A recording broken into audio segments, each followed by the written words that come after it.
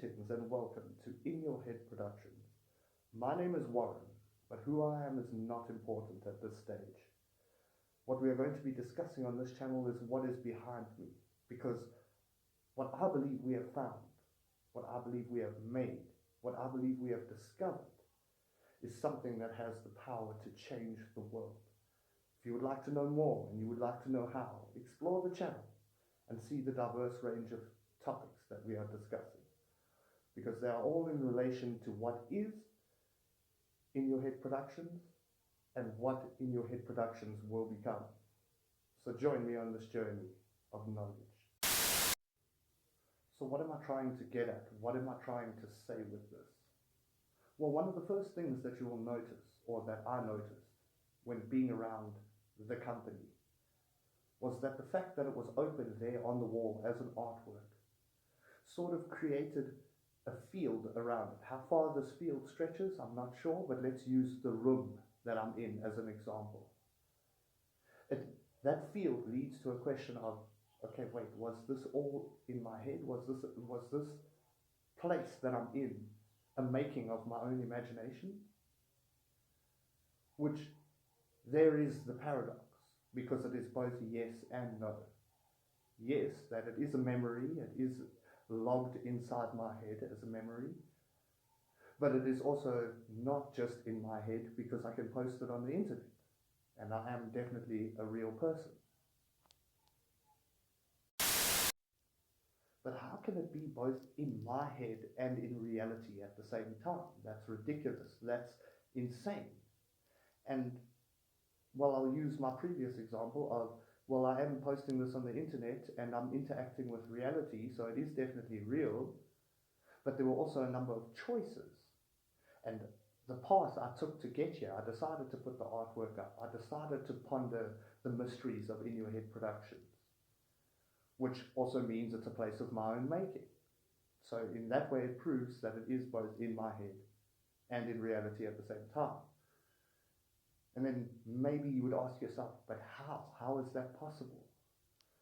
Which leads to another interesting question of, was it in your head, or was it in mine? Or maybe both, or neither. So now whether it's in your head, or whether it's in mine, or both, or neither, is the question that's around right now. And one thing I can guarantee, one answer I can definitely give, is that it's 100% for sure in my head. From your side, it's whether you choose to believe it or not, whether it's in your head or not.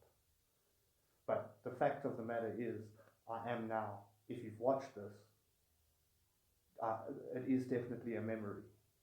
And I've made this memory for myself. That's what I mean by it is definitely in my mind.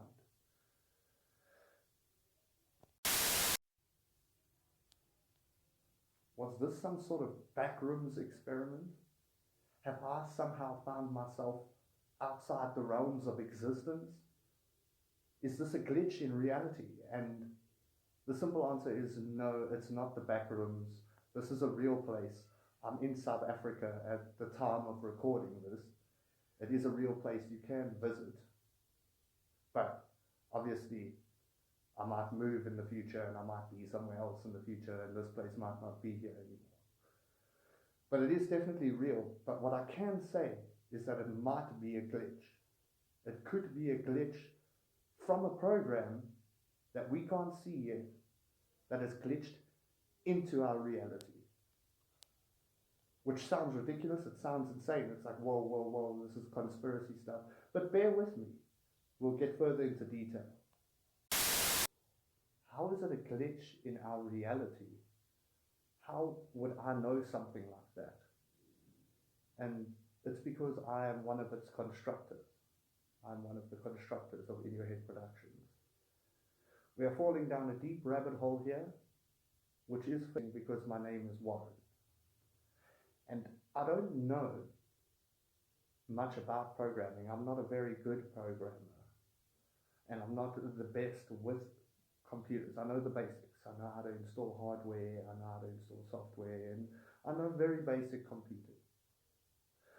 But what I have done is studied this company, this business, this logo, this brand. I've studied it for a number of years.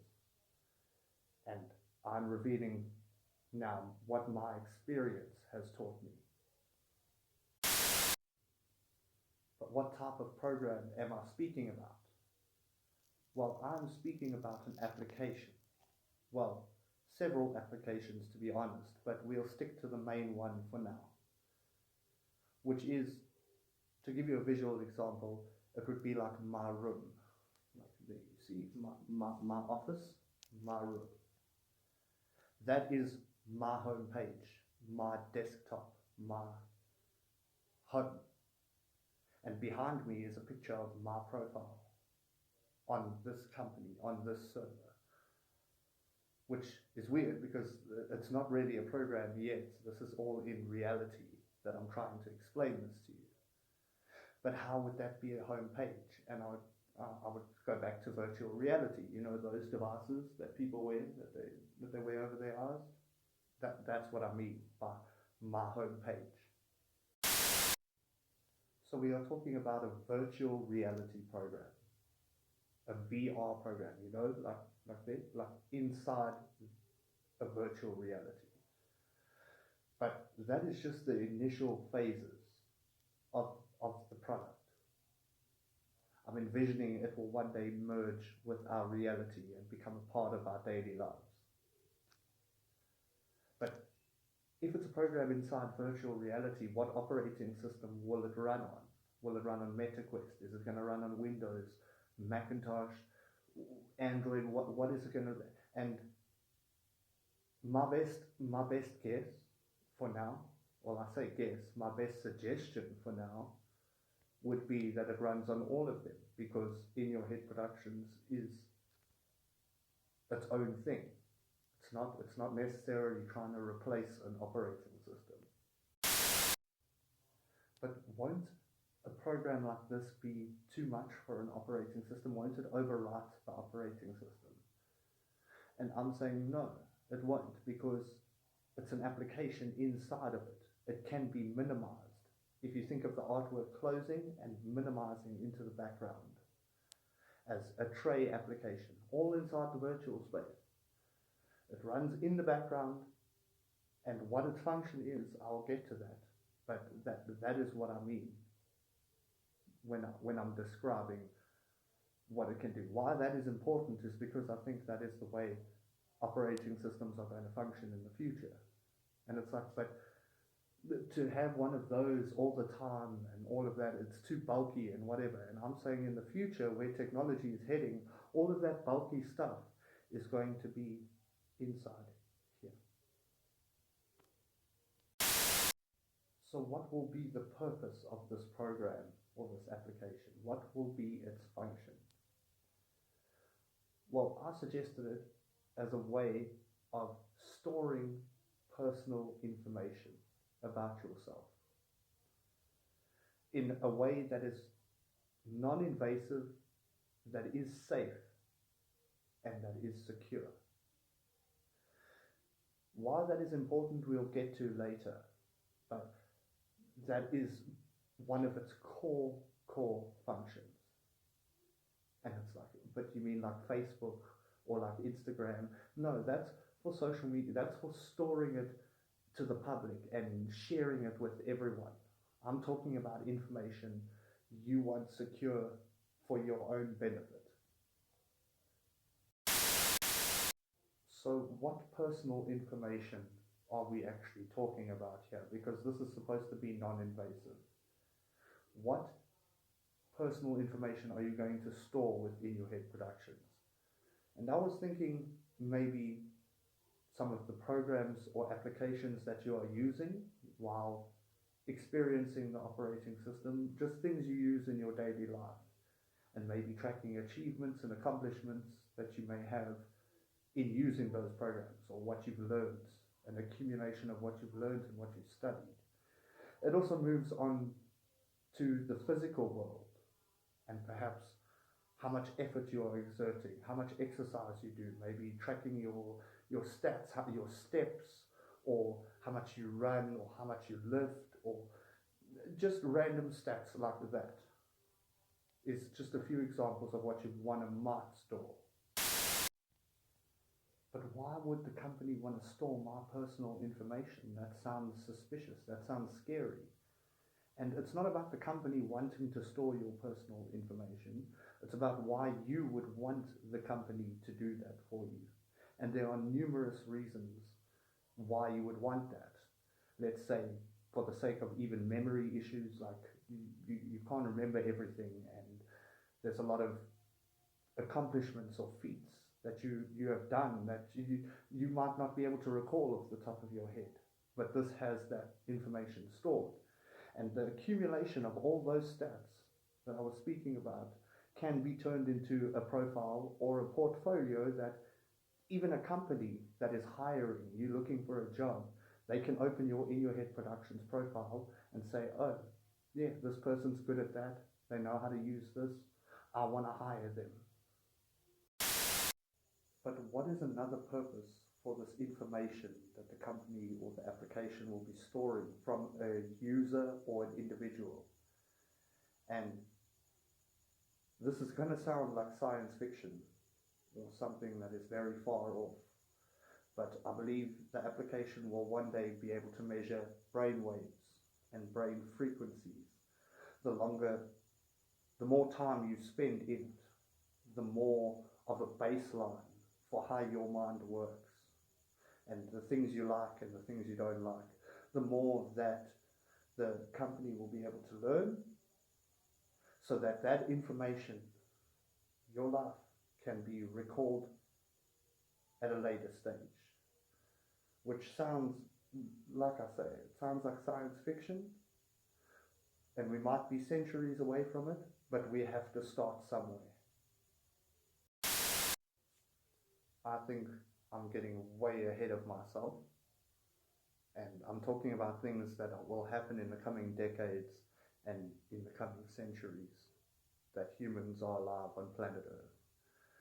But while it may be that far away, we have to start somewhere, and that's why I'm standing here, man and artwork, in the company's rawest and simplest form, because this is where I personally started building it. Because I don't know if anybody else is working on this, or if anybody else in the world has seen something like this.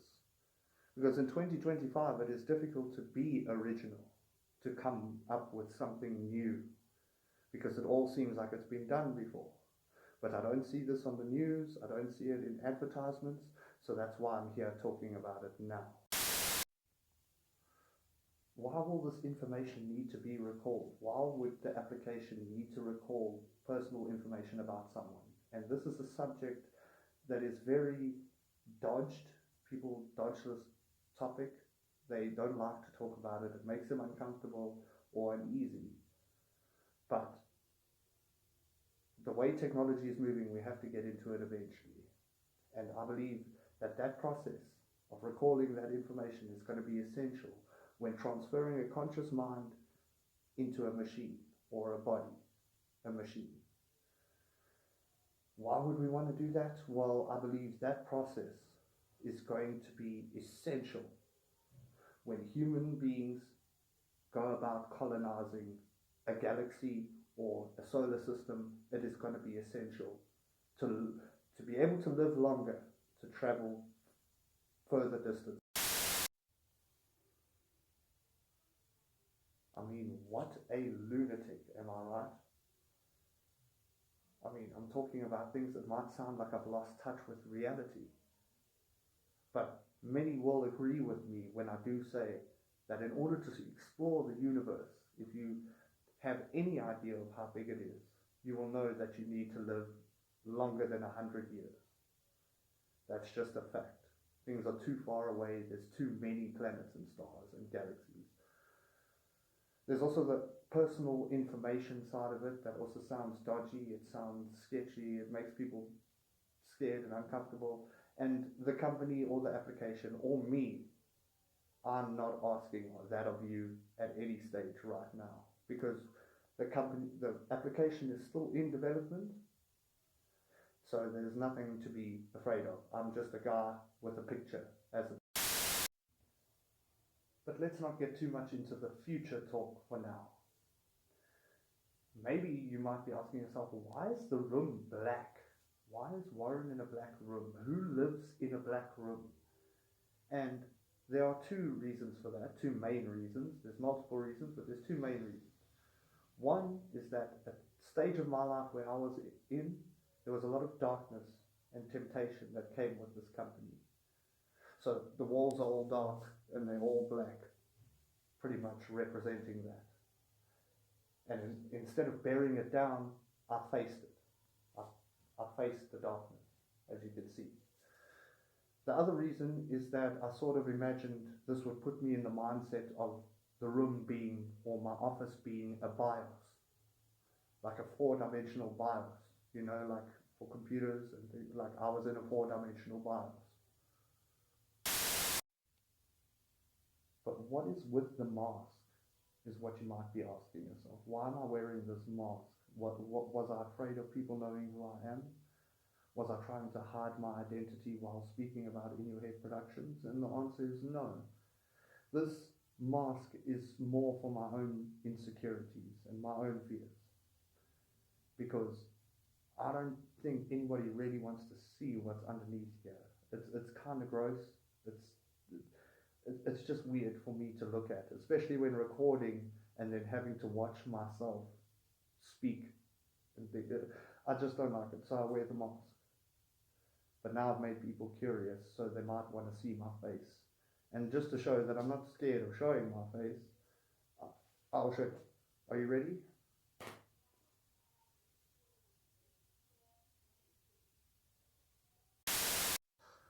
Alright, so if you saw the last post, we have seen my face and we know to associate it with In Your Head Productions. But moving forward, another question that might be floating around is, why post this on TikTok or YouTube or Instagram? Why go by those methods when presenting this company? And the truth is, I hit pretty much a brick wall when trying to share this company or trying to get it heard. I've emailed the largest companies to do with software and applications like Microsoft, Google, Meta, and they still haven't gotten back to me about it. And perhaps maybe it's because they aren't interested, or they just don't understand what I'm trying to say, or they just skim over it because they don't have time to listen to every idea from some nobody. But this is a company much bigger than myself. Yes, this company is a lot larger than myself. If there's anything I've learned in my experience with In Your Head Productions, is that it's going to take quite a bit of manpower to get operational and functional. I mean, if I sat here as a person trying to program something this complicated with this many millions or billions of lines of code, we would probably only get to like an alpha stage in about 30 years if I sat here by myself doing it. So it requires the correct people with the correct mindset and the correct ambitions to get this fully functional and to the way it's meant to be. Which is why I posted this online, that hopefully if it gathers enough popularity, it will get the attention of some of the larger companies in the world who have the people who can understand something this complex. So why not give up on the idea? If nobody's interested in it, why don't I just give up and walk away from it? And it's because I feel like if I walk away from this company forever and give up on it, that it would be an insult to both myself and to you, because I have to look at the words and what they say, and it's In Your Head Production. And I'm not going to be one of those people who turns around and tells you that what happens in here, your thoughts, are worthless or they are valueless. They have no value. Because everyone's thoughts, everyone's mind has value inside it. Whether it's positive or negative value, that's a different question. But I'm not going to be a person who turns around and says your ideas are worthless. So I know some of you are wondering, what is it? I still haven't clearly explained what this is. What am I standing in? And the best way I could describe it, or the most simplest way I could describe it, is that I'm in a prototype or a template, a very basic version of what it's supposed to be, that all future variations are going to be built around. It's pretty much laying a foundation. That's why everything is very simple. It's just a picture on the wall that I had printed out and got it and hung it up, and because this is the template. Everything that this entire room is the template for it. If you are a user, maybe the face will be different and you have a different profile icon. This is just my profile as an example. So did I draw this picture? Did I draw that artwork? Yes, I did. I'm not an artist by any standard. I'm not a conventional artist. It actually took me hours and hours of trying to get something that even resembled a face. The face is meant to be me, though I think I've exaggerated my handsomeness a little bit, but I got to a point where I had something resembling a face and I was like, just keep it like that. That's going to be the diagram we use. Its purpose is just for this presentation, and maybe in the future it will be updated or it will change. And that is one of the features that I was talking about. When it comes to your profile, you will be able to change that picture. Hopefully in the application itself there will be a canvas where maybe you can draw your own and it will be yours. So everybody's picture is going to be different. Everybody's profile is going to be different and customizable with different colors. Even the room and the decorations in the room will be customizable. It was actually that process of me changing the artwork is another reason why I saw that this needs to be an application, because it was so difficult to design another one, then send a company an artwork, have them print it out, then wait like a week or two for it to be delivered or to be ready, and then take it home, then having to unravel it and put it up, and it's just a mission. But it's something that I have to go through in these initial phases, and the application will obviously speed that process up, that it will be done with the click of a button. But now what if somebody tries to do what I'm doing and they print out an artwork and they put it up in their office or whatever, and they start trying to do what I'm doing? I don't see many negative effects. The only thing I could guess is that some would be probably disappointed. Like if you're expecting fun and good times, like it's an amazing application, it's not really. It's just a picture at this stage. Like it's relying a lot on my imagination and a lot of my creativity to make it exciting. There's a lot of things that I'm seeing in my mind. There are no fancy graphics or fancy animations or crazy colors. I mean, the graphics are pretty good. It is real life, so the graphics are actually pretty good. But the point is, this is the company in a basic form. But if it's not fun, then why am I even speaking about it? Why am I even promoting it? And it's not fun technically in this form because it's very basic. Some are going to try and buy a big art piece and put it up, and they're going to sit there in the room and expect something to happen when technically it's just a picture. It's just a picture with words on it. But it's fun for me because it's it's practically my life's work, and I've been around it for a long time, so I can see a lot of the potential and a lot of the ideas through experience with it, and bouncing my thoughts back and forth between it and myself and my head. So yeah, you can do it. I'm not going to say you can't do it. Of course you can do it. You might see and experience cool things, but it's not the application I'm talking about. You see, a question I expect to be asked a lot is, are you on drugs? Or are you on any sort of narcotics? Because this is crazy. And the answer is no, I'm not on any hard drugs. The only drugs I'm on is pretty much nicotine and caffeine. Those are the only drugs, not anything strong that can cause hallucinations or make mildly irrational decisions or whatever. I mean, this artwork is trippy enough. Like, if I'm moving around the studio, having a bunch of crazy, the most outlandish ideas that you've ever had in your life, and then I sort of bring it back to sanity, and I'm like, oh, but wait, that's all in your head, you're crazy. And I'll turn around and be like, oh, and have that to bounce off of. If I was just a guy in a room, then I would definitely be insane. What do I mean by the artwork is trippy enough? It can cause some crazy thoughts. For me personally, like let me tell you an experience I had. Like, if you watch Alice in Wonderland, she falls down a rabbit hole, and then by the end, spoiler alert if you haven't seen it, but by the end it was all just a dream and it was in her head. But yet I'm Warren of In Your Head Productions.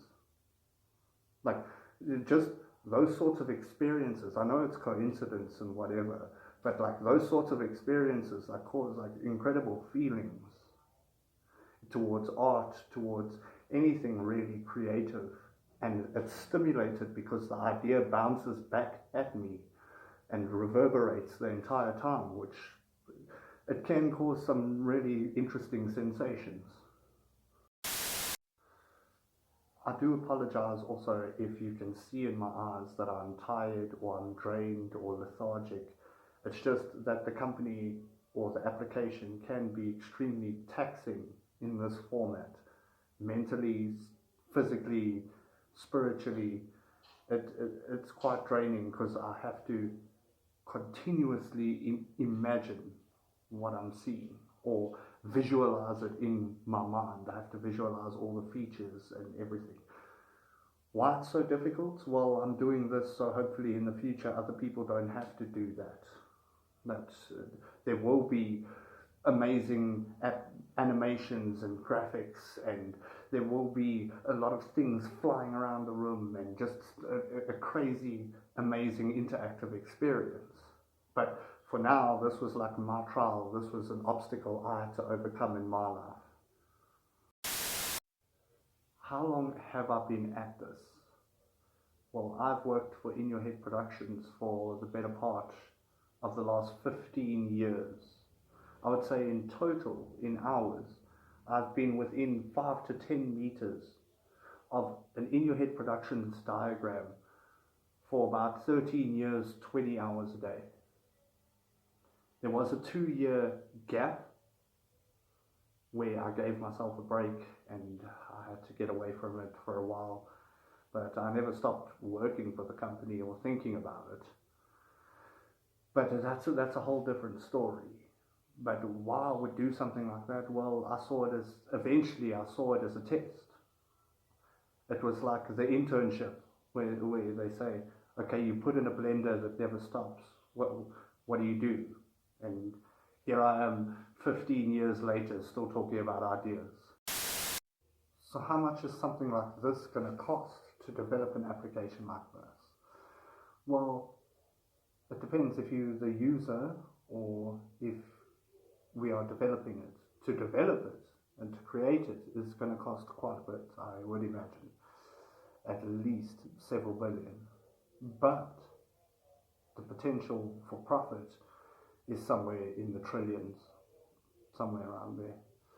But how much are you going to charge people to use this service? Well, I personally believe, as Warren, that it should be free for everybody.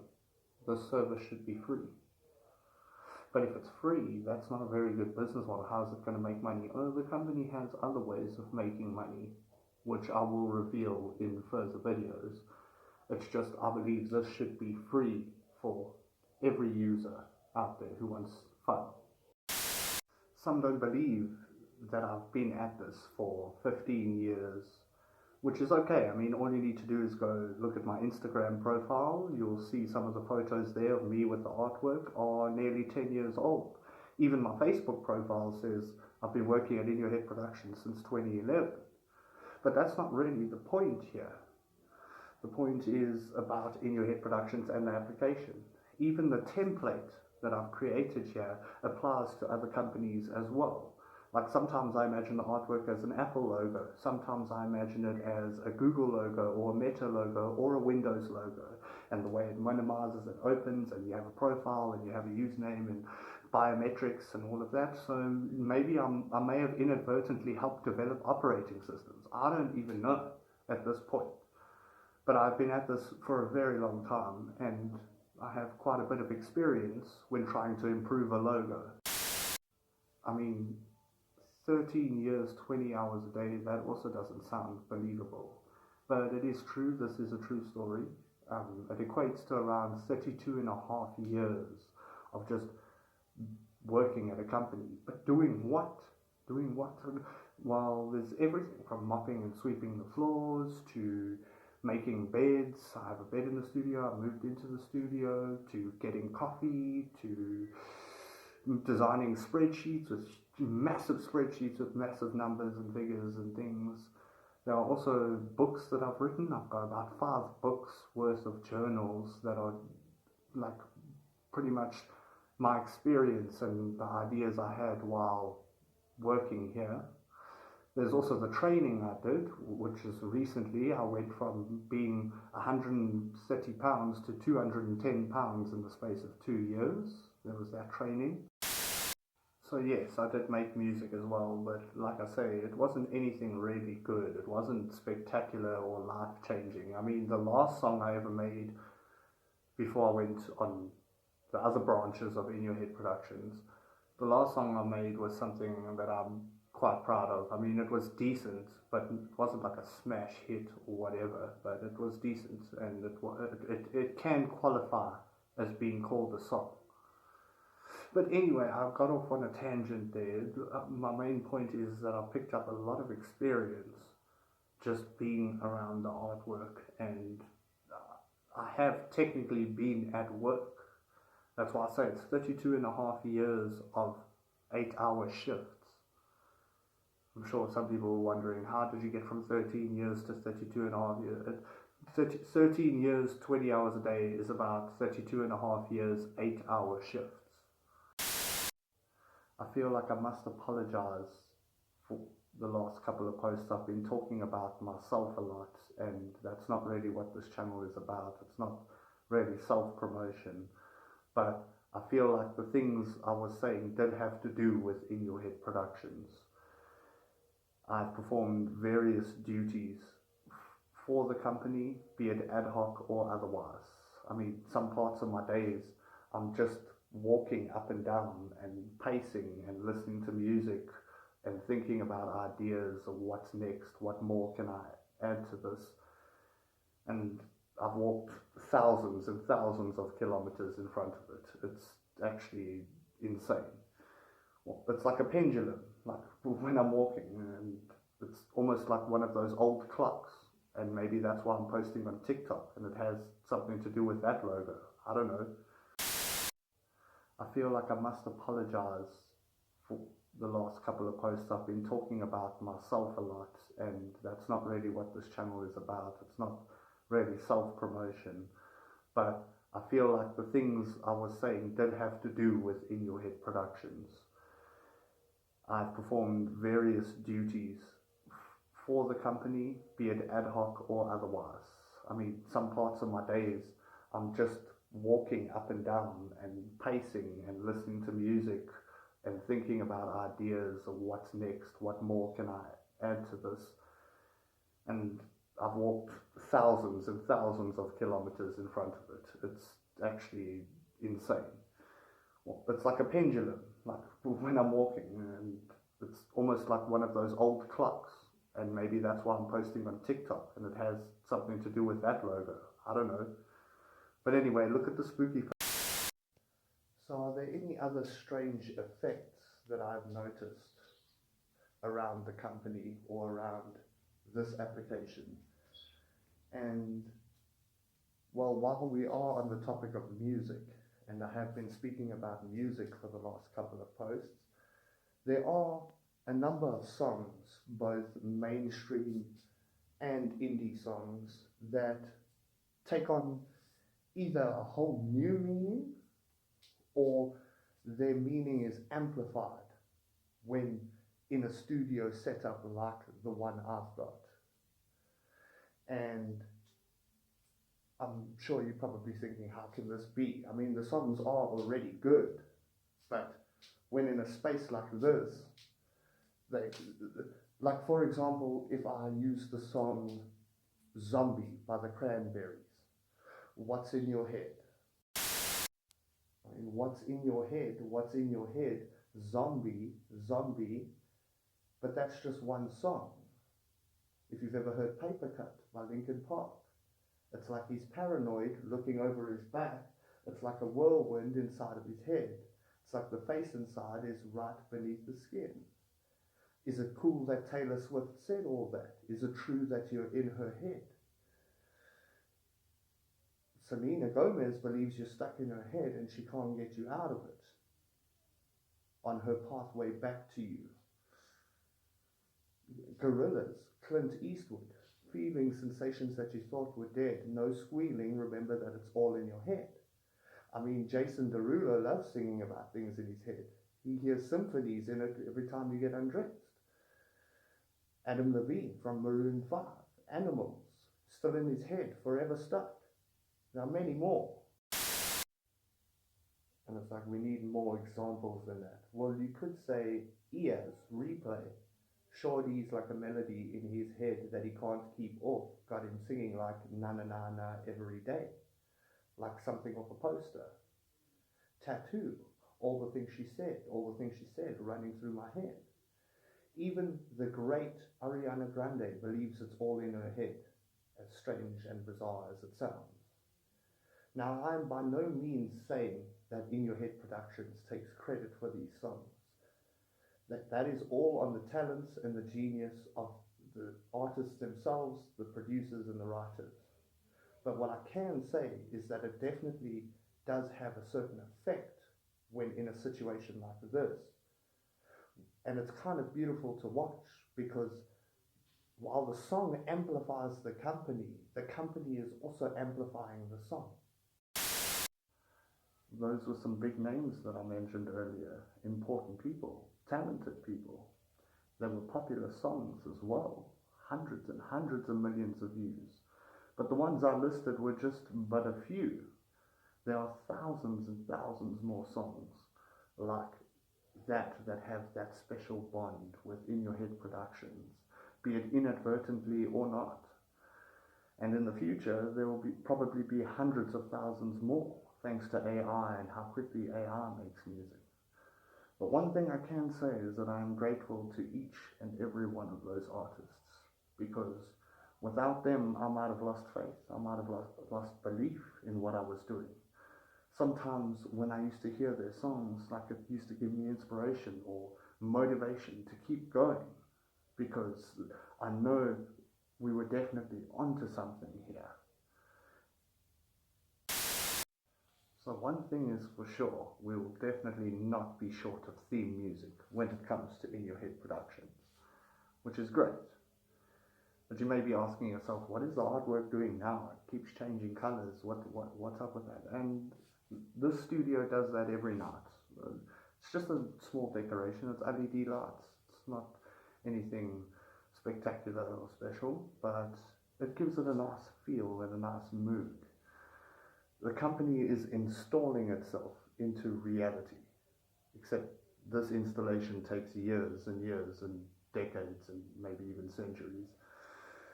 We aren't just working with terabytes and petabytes now. Now we're talking about yottabytes and zettabytes of information and probably beyond. This company will be massive, and it is quite an obstacle, but I think if we work together, we can overcome. But maybe we want to talk about something else. Maybe we've had enough of music for now. Why not talk about experience? And I'm not talking about my experience. I'm talking about XP. An XP system for in your head productions, for your profile, tracking your activities, what you do, what achievements you have, but not just in games, but in life. Like let's say you exercise a lot, and you can lift a lot of weight, and the company measures that and gives you train with 40 kilogram dumbbells, and it gives you a strength rating of 7 or 6.5, or maybe we have a committee that decides those sorts of things. But the main thing is an experience system to level up in life, almost like a solo leveling, but for everyone. Ah, yes, experience. Now we're getting to some of the fun stuff of In Your Head Productions. But when we talk about it, how would we go about measuring someone's experience? Well, one of the first things I thought of as Warren was time. Just the time you spend. Every second that you are alive and that In Your Head Productions is running in the background, you accrue a small amount of experience. So that is always ticking. After that is established, then maybe we can move on to other activities like the physical ones I've mentioned, or maybe even the applications you use. How much time have you spent using Adobe Premiere Pro? How much time have you spent using Pro Tools, Avid Pro Tools? Those sorts of activities. But what other things can we apply experience to? Well, why not even applications like Netflix? If you watch enough movies, you watch more movies, you maybe answer questions, you earn experience while In Your Head Productions is running in the background. And there are companies who do like to hire movie critics, and maybe you wouldn't mind doing that, and they open your In Your Head Productions profile with a quick glance. They can see, oh yes, this person watches a lot of movies. Their opinion, it carries a lot of weight when it comes to that sort of thing. The same can be applied to games. A person who played a lot of games has accrued a lot of experience gaming. Maybe companies want to hire testers, and they want experienced testers who know games, who can tell what's wrong and what should be there, and any new ideas to add to the project. But we're not done yet. Let's move on to the physical. Let's say a person runs 10 or 20 kilometers in a certain amount of time, and they do it consistently every day or every second or third day or whatever. And a company looks at that and they say, oh, look at that person's fitness level. Look at their stamina. Look at their speed. We would like to hire them to come and train some of our athletes, or as a personal trainer even. I'm not just speaking about XP for software and gymming for strength and things like that. I'm talking about in everyday life, even the jobs you do, even if you're an administrator or a call center operator. Your boss at the end of the day logs your points, sees how well you perform, you earn experience in that work or that field as well. Even content creators, even applications like YouTube, TikTok and Twitch, they can earn experience with In Your Head Productions by making videos that get lots of views, doing the things that they normally do. But the more views they get and the more likes they get, ends up in bonus experience with the company, and then that falls underneath the entertainment branch, which adds to their overall entertainment level. And companies looking for that sort of thing approach and say, hey, well, that we saw your profile, make a video for us, because you're a trusted source. You bring a lot of fans with you, we want to pay you to do this. It will make it easier for those avenues of connection. You see, because there will be a main level of In Your Head Productions. You have your main level and a lot of categories that come underneath that, like entertainment, science, media, fitness, all of those categories. But let's talk about the elephant in the room, because with systems like that, the experience system, there will come cheaters and hackers and those sorts of people, who try to cheat life itself. And this is the best part. If every company is using that system, or most companies, they will hire someone thinking they have a certain amount of skills, and it will turn out that that person can't do the job because they don't have the experience is false, it's lies. And I was thinking of various punishments that you could have for that. Anything from jail time for more serious ones, or just little labels that go next to your name when you are found and you are caught, like things like cheater, things like fraud, those sorts of labels. But those punishments don't seem severe enough, and that's why I measured it. You measure the severity of the crime, and that is where we decide what sort of label, or does it require jail time where people's lives in danger because you try to hack the system and you try to lie, where people, will there be jail time, or will it be a permanent label that goes next to your name of how you tried to cheat the system? Or maybe it will be a small one that says cheater and whatever, but it only lasts a certain amount of time until you've worked off that, until the company or the established system that many people have agreed on, that can be cleared from your name, and now your in your head productions profile goes back to normal. It doesn't have that energy or that label with it. You sure talk a big game, Warren, but where are these features? Where are these magnificent things that you are speaking about? And my answer to that is, well, I'm just one man. There is only so much I can do when presenting this idea and developing it. It's like I said before, I approached Microsoft with this, with Google with this, Meta with this, and none of them have replied to me. Even Sony themselves, none of them have replied to me, not with a yes, not with a no. They've just practically left me here as one man with a diagram. And I'm doing my best to communicate how amazing this could be for the world. And I'm trying to share it with the world, because I don't want to keep it to myself. Have I maybe thought of getting someone else to present this idea? Because let's face it, I am kind of dull. And the truth is, I have thought about it, but I haven't yet found someone who shares my passion or shares my vision for this company. And not only that, I'm working on an extremely tight budget. There's only so many tools I have, and if all I have is a low quality camera, a PVC sign, and myself to communicate this idea to the world and to share it with the world, then by golly, that's what I'm going to do. And I'm going to be persistent with it, and I'm going to continuously post, because I believe only through that consistency will the message finally get across to the people who can make this work.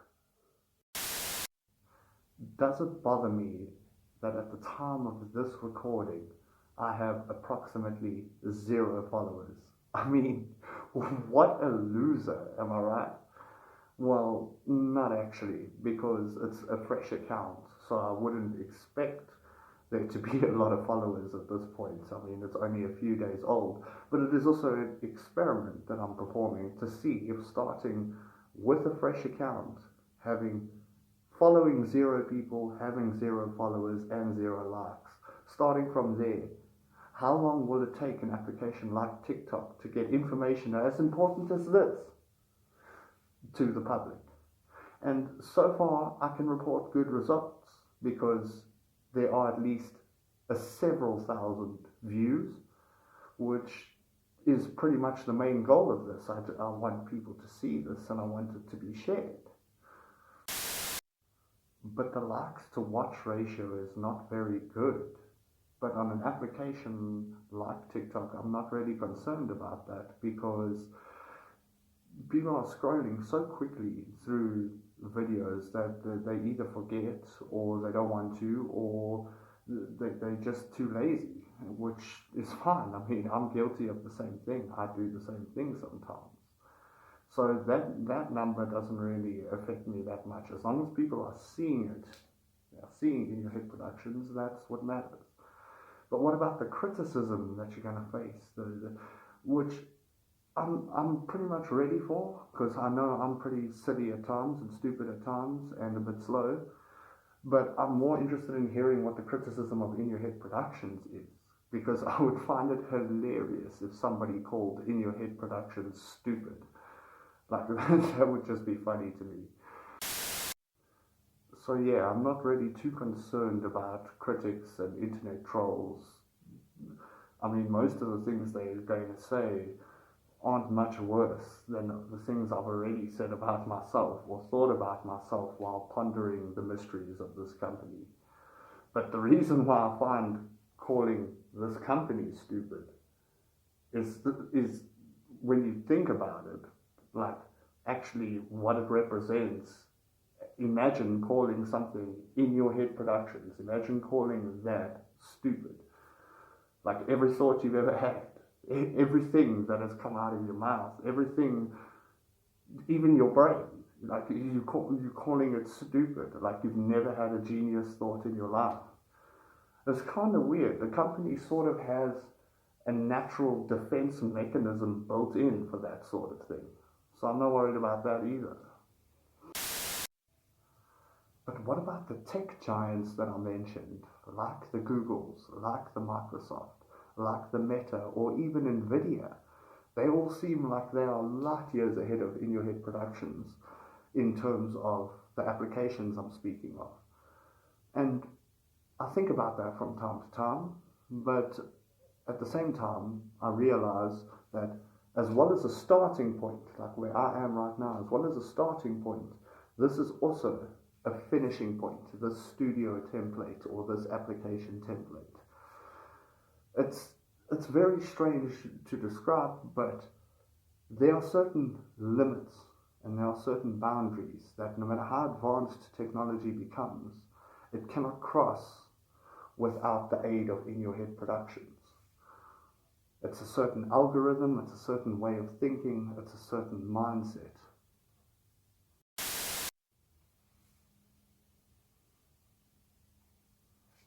I mean, there is a certain timeless quality to it. I think we can agree on that. It feels like it can apply to various timelines, to various universes, to various dimensions even. It's one of the reasons why I said it's kind of like a finishing point as well. And what do I mean by that? Like, imagine, God forbid, there's an apocalypse or there's a catastrophic disaster that leaves the world and technology is limited, the internet disappears, we go back to our primitive roots. It feels like in that cycle, this will have to happen again, and it will have to start from this basic foundation all over again, and it's going to have to be rediscovered. I mean, there are times where I thought, whoa, this company is actually evil. It's so powerful. Like, it might be bad. It was also at a time where I was watching Lord of the Rings, and I was like, oh, it's a ring of power. It needs to be destroyed. But then I realized, well, in the future, if I'm going through this now, in the future, somebody else is going to stumble across it, and it's just going to start all over again, and then we have to start from this point, but only in the future. So rather than that, I'd rather save the time, preserve it, that hopefully we can improve it and make it the best that it can be and beneficial to everyone involved. I mean, because it's not like one of those things where I'm trying to hold on to it and I'm trying to like keep it to myself. Like I'm trying to share it with the world. I want everybody to experience the joy I felt with this company. Were there others like me? Did I think I was the only one who stumbled across this magnificent company? And I wouldn't put it beyond possibility that there were others, maybe in the past, maybe in the future. But one thing I can say is in my years, in my experience, in my life, from school to movies to TV to news, media, the internet, having experienced the internet for a number of decades, advertisements, I have not seen anything like this or anyone else doing what I'm doing. Man and artwork presenting the company in this way, which in the year that is 2025, it is very difficult to find something like that, and it's one of the reasons why I'm sticking with it.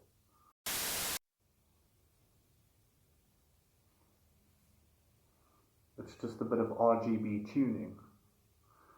It's also very universal, is what I found in my studies or researching, that the company also applies across various languages as well. Like if there's a way or an alphabet for another language, a different alphabet than the ones we use from A to Z, even if it's different, but if there's a way of saying in your head productions in that language, pretty much the same principles apply. It's actually fascinating to think about. I often find myself wondering about the past and the ancient past, whether those civilizations, whether they stumbled across it or found it, but at the time they didn't have the technology to make it work. Like they might have been sensing the application or sensing a lot of vibrations coming from the artwork, and they might have confused it as something supernatural, maybe even accused it of being like witchcraft and things like that, or some cursed inscription or something. But now, in the year that is 2025, I feel fortunate enough as Warren to be presenting it in a world where the technology is getting to a point where something like this does become possible. Did I just compliment the technology of 2025? And yes, I did. I mean, technology is always improving. There's always room for improvement, but I'm very grateful to live in the time that I do. You see, many think I was insulting those earlier brands or those earlier companies with what I said in my previous posts. But the reality is I love those companies. I love what they've done for me, what they've done for people. They've made my life and the world's life so much easier and more efficient. And I see no reason why, if In Your Head Productions grows and becomes a global brand, that it cannot coexist with those companies and they continue doing what they're doing because they're good at it. But also there's a weird face in my hat that I've just noticed, and I swear it's not Photoshop, it's just the pattern. I don't know where that came from. That's kind of creepy. That is super bizarre. Like, I swear, I don't know if any of you see it, but it seems like there's a face in my hat. And I promise you, if you come see this hat in real life, it's a normal hat. It's like one of those ones that they wear on South Park, but it's just got a mask. It's so strange. Like, I've been recording with it for, like, I don't know how many days now, and I haven't noticed that. Maybe it's just the angle that I'm standing, because I'm always standing like that. But it's just the correct light or something and it just reflects off the material. It actually kind of looks like me a little bit. A little bit, I say. This might be exaggerating my handsomeness, but maybe you can decide for yourself.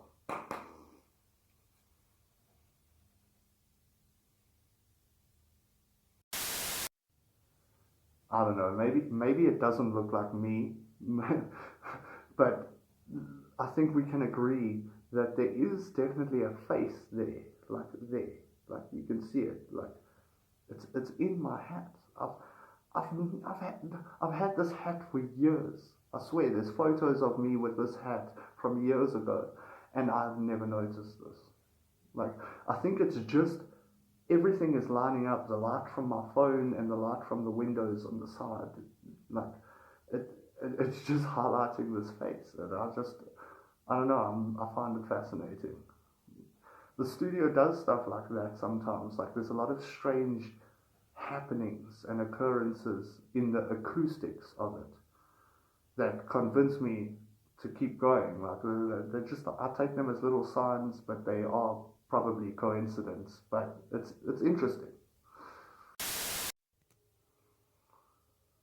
Oh well, let's not dwell on the face for too long. I mean, maybe if I just rub my hand on it, it will disappear. But, yeah, you see. Okay. It's very strange, those sorts of things. But it brings up an actually interesting topic. Like, do I believe that the artwork is supernatural? And I believe that there are things that have happened to me around it that might seem supernatural, or they go beyond my understanding. But there is obviously a logical explanation, like it's just coincidence, it's just in my mind. My mind is filling in gaps of information, but there is probably reasonable explanations for it. But I would say if in the past something like this came up, they might call it supernatural. And why would I think that in the past they would think this is supernatural? And it's because if you place it on the wall, as I have, there's a certain energy that surrounds it. The application I'm speaking of that interacts with the digital world and the digital world interacting with the physical world. It carries that energy. Those ideas are still there, waiting to be discovered in the space around it. But in the past, something like that was impossible. If you think 100, 200 years ago, applications, phones, TVs, all those things seemed impossible at the time. So they weren't really feasible ideas. It's only now that it is emerging in the 21st century that it does actually seem feasible. But what about religion and spirituality? Where do I fall in line with that? And I don't like talking about it too much, but one thing I can say is a lot of scientists or people who consider themselves logical thinkers like to dismiss the old stories from thousands of years ago and play it off as children's stories meant to scare children into being good people and those sorts of things. But now that same science and technology and things that they've been working on, if you think of the virtual worlds that people are exploring and the way those worlds are becoming more and more interactive every single day, some could argue that things like werewolves and angels and demons and gods and things are more alive than they've actually ever been. There's more evidence for their existence now than there ever was.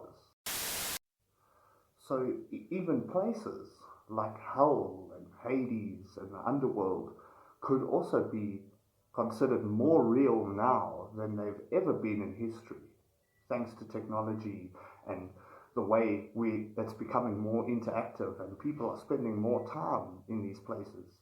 Even if it's just an artist's or a bunch of artists' rendition of it, it's still becoming a real place. But as scary as that sounds, the opposite side of the coin is also true, that maybe heaven as well, and magical fantasy lands and beautiful landscapes and those sorts of things are also going to be in existence, and a place where you can actually go and explore. I mean, and it's not always going to be those bulky VR sets. Eventually it's going to be a built-in function. So heaven and hell might be real one day, or Actually, I should say they will be real one day. But why is that important? Why am I talking about that now? Well, it's important and relevant because this company is going to exist in both of those worlds, in both of those planes of existence. So, as the one presenting these ideas, I'm under obligation to both. And many more worlds. I'm not just talking about those two worlds. See, because while it might seem very simple, you could think of this prototype that I'm in right now as like I'm driving a manual car with no power steering, and it's very difficult to express or to see it. But in the future, it's going to be all so quick, so fast, so much processing power. And you might say to me things like, no, but Warren, those worlds, we have them under control. It's fine. And we are the makers of those worlds. It's going to be fine. And I'm saying maybe, but I'm sure a pilot also thinks about that right before they crash a plane. Like, I've been flying this plane for 20 years or whatever, and they think they have it under control. Even the machines and things, the autopilot thinks it has it under control, but there's unforeseen circumstances and people end up getting hurt. I mean, all we need to do is take a look up at the night sky and look how big the universe is, and then we realize that we are not as in control of our reality as sometimes we think we are, which is another reason for this company, because I believe it is a powerful tool that will help us maybe not tame the universe, but not be mauled and ravaged by it.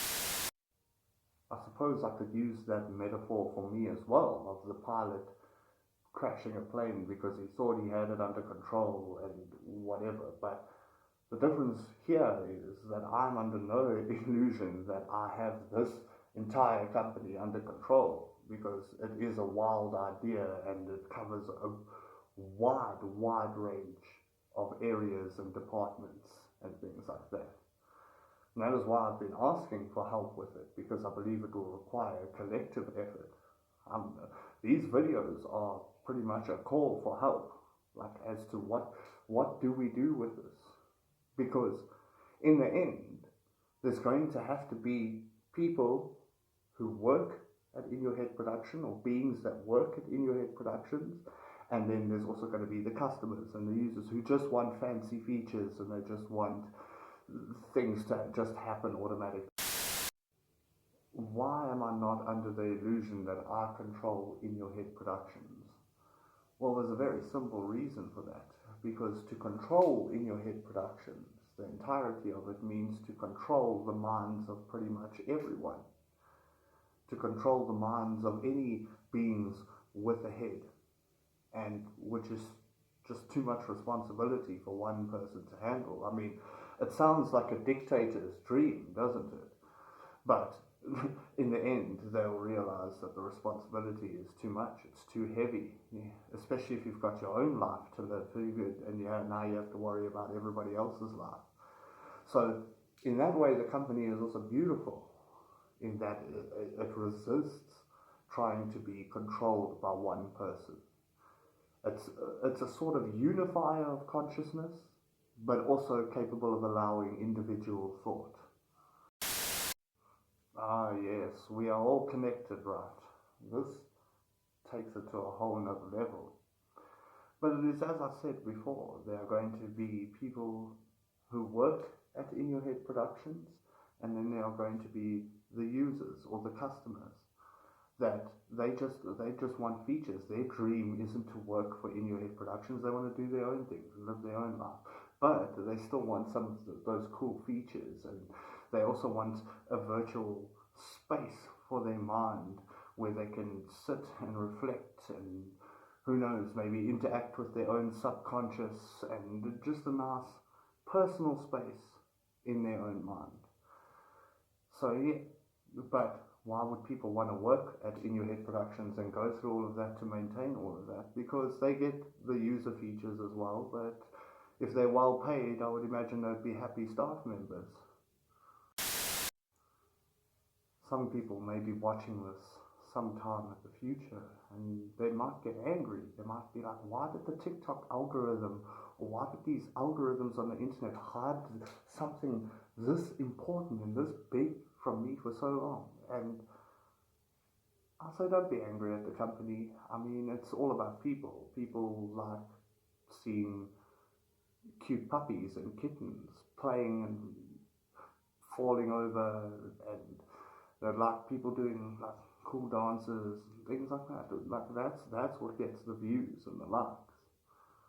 There's only really few people that will pick up on what I'm saying and that will find it genuinely interesting.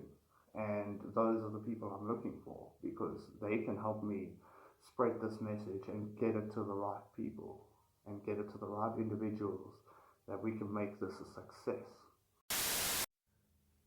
I do apologize, it's been a couple of days since my last post. There were a few personal matters that I had to attend to, but now that that's sorted out, we can get back to the presentation at hand. Some of you might have thought that I ran out of things to say or ran out of ideas, but in just over an hour of TikToks, we have barely scratched the surface of capability with In Your Head Productions. But wouldn't that have been funny if the channel did end there at my last post, and I just end up being one of those mysteries on the internet, just this random guy talking about a company and a random artwork. I'd end up one of those mysteries on like Nick Crowley's channel, or Lazy Masquerade, or Abyssal Detective, just one of those mysteries, or like a creepypasta. Some say Warren still haunts the artwork to this day. It's very strange. It's like less than a week since I've started posting or doing TikToks, and that now they're limiting the number of hashtags to 5 hashtags per video, which is very limiting, but I think we can deal with it. I've just got to keep at it. We just keep posting, and I think everything will be alright. But let's move on to the next topic of discussion with In Your Head Productions. So we have the profile, we have the personal information, we got all those suggestions out there. But now let's talk about products. Now, where I want to start with this, it's all going to lead up to something. So let's prepare ourselves, because firstly, we are going to be talking about clothing, attire, clothing. Ah, yes, clothing.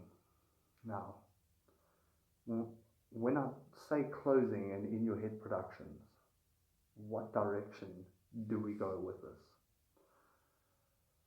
To begin, I'll start with what I envision. I would like custom clothing. What do I mean by that? I'm just trying to be more specific. Custom clothing. So, based on everything I've previously said about the profile, and you have your own In Your Head Productions profile, your own logo, and your own sort of setup and theme going. Now we have a factory or manufacturer who makes custom clothing with tribal designs or spots and checkered things and those sorts of things, but with spaces for the logo on the artwork. But what do we do with that space? To recap what I said in the previous post, now we have lots of different patterns, different fabrics, different shirts, maybe hoodies, maybe jackets, you name it, clothing, attire. But in special places, wherever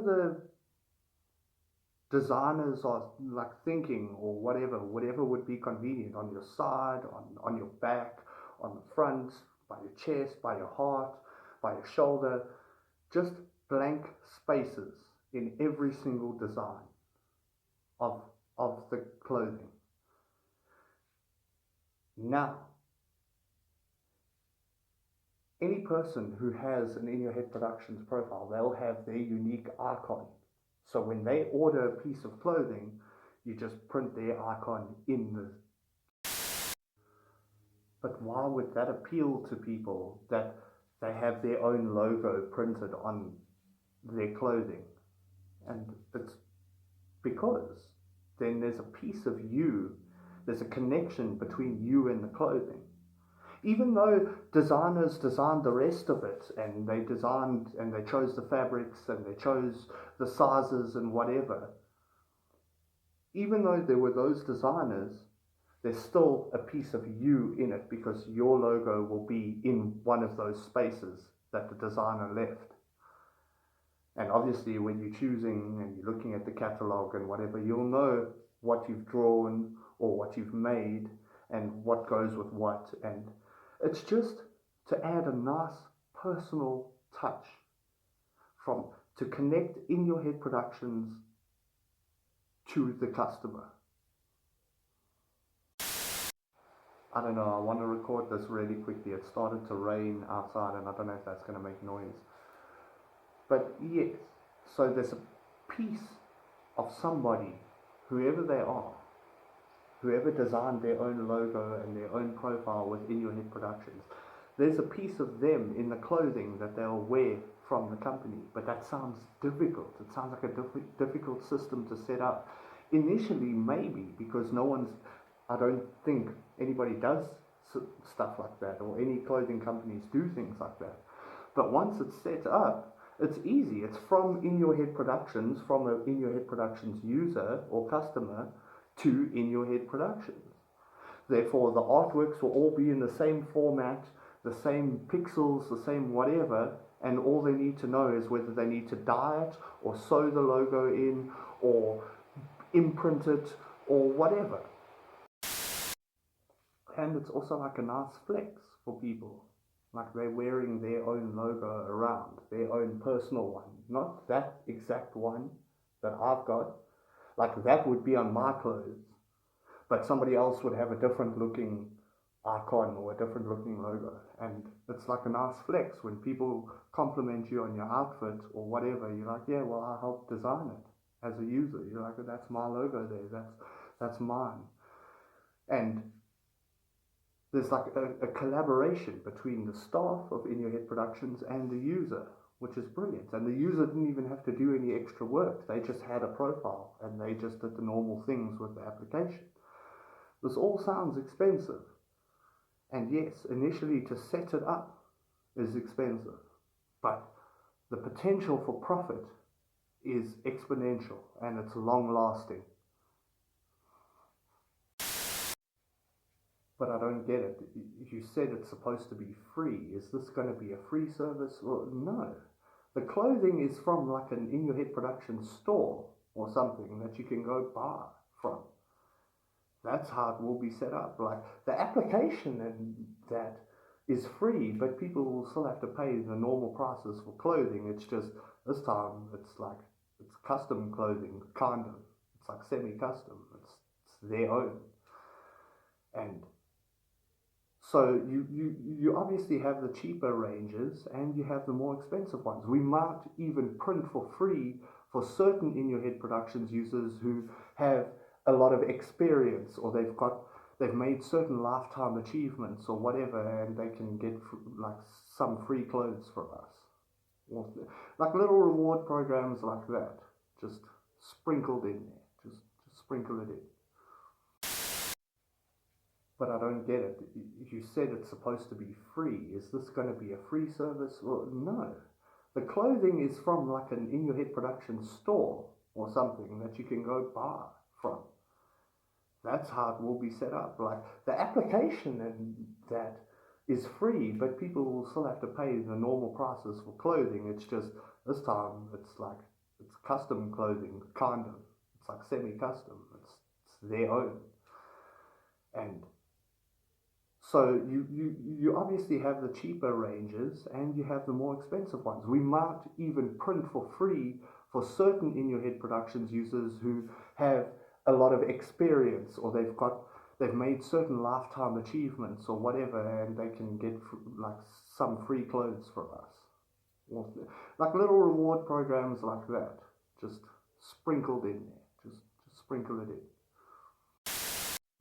So that's just a basic overview of the clothing. When you mention clothing and In Your Head Productions, that's what I envision anyway. maybe somebody has a better idea or whatever. I still don't see this on the news or anywhere else on the internet, somebody doing what I'm doing. But maybe one day I would love to. Like, I'm not against that. Like, I'd be in support. I'd be like, yes, In Your Head Productions, promote that. But yeah, so we've gone over clothing. We've gone over the core profile that a person has, and now we've expanded it into clothing now. Just clothing. I mean, that's where we started with this. I'm just trying to explain. So we've got the profile and then clothing linked to the customer and those sorts of things. I think it's a pretty good idea. So yeah, that was just a basic overview of one particular department, clothing, attire. And I wasn't just talking about shirts either. I was talking about shirts, hoodies, pants, denim, jeans, pajamas, silk, you name it, shoes, socks, maybe even hats and gloves, just clothing. It's a very broad term. So that's why I compartmentalized it and I put it there. I mentioned stores. Now, how is In Your Head Productions going to have stores? Well, there will be stores that you can visit, and there will be the online one as well. There's an online variation for people who don't want to go to the store. But some people like to go to the store and like to go shopping, so we'll have stores for them. And it won't just have clothing either. Many products. Many products in the stores. Yes, I think so. No. See, many would have thought I was insane when I was saying that the application should be free for everybody. The application is free because In Your Head Productions has several other ways of making money. So the core application, you'll understand as I get further and further into this presentation and we reach into more and more departments, you will hopefully see the potential, and you'll be able to understand why I said the core application can be free for everybody, for everyone on earth, because the amount of products that can be generated around a brand like this is absolutely insane. It's staggering. Like I say, we're just over an hour into this presentation and we have barely scratched the surface. So now, if people order online, will they have to go pick the stuff up, or will it get delivered to them?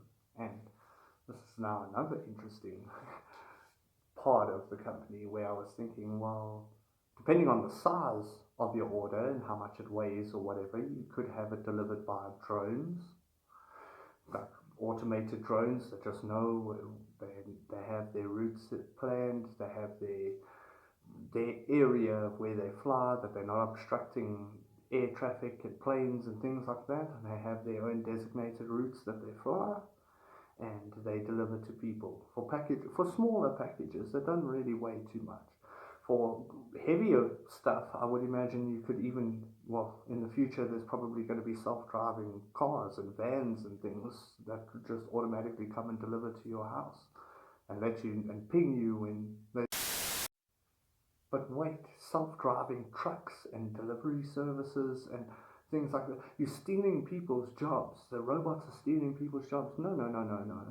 There might still have to be someone on board to hand the customer their package. Like there can be, it's just a lot less work for them to drive and stuff like that. They can do whatever else they can watch YouTube or whatever. And all they need to do is handle the order. They've got their order list or their deliveries that they're out to deliver, and they know which package to give. Same way Takealot or Amazon do it. Now this for In Your Head Productions and delivering In Your Head Productions products. See, like I say, we are going to branch out into more and more products. It's not just clothing I'm talking about. So brace yourselves. This is going to get complex. So what other products will be in the store?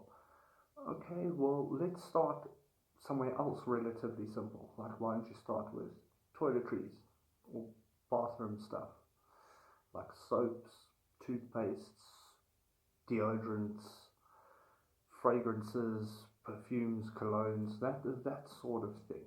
You have a section in the store for that as well. And it's like, how? And I'm like, don't worry. You hire aroma specialists and chemical engineers and dermatologists. They know what's safe to use on the skin. They know what smells nice. They know what sort of chemical compositions to mix, and you can make some pretty nice stuff. I suggest vanilla. Vanilla is my favorite smell. Like it's one of my favorite smells. Well, maybe not my most favorite, but it's definitely up there. I love vanilla. But that section of the store. So wait, are we talking about brand name toiletries, or are we talking about in your head manufactured toiletries? And I'm saying yes, in your head productions. Productions. Productions is a broad term. So yes, it can include the things I've just mentioned, like soap and deodorant and toothpaste and colognes and perfumes and all that sort of stuff. Don't forget shampoos and conditioners. If you have the right people, you have the chemical engineers, you have the aroma specialists, you have the people and the dermatologists and the dentists who know for the toothpaste, you have the right people, you can make something. You can get a recipe together, then it's about floor operation and a factory to manufacture all those goods.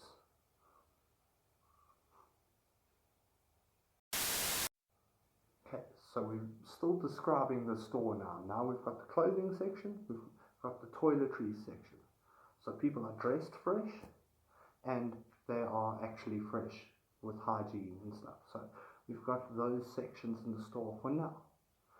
Then I was thinking we add a section for like makeup, for eyeshadow and blush and lipstick and those sorts of things, lash extensions and just that whole, I'm not an expert on those subjects, but a section for that.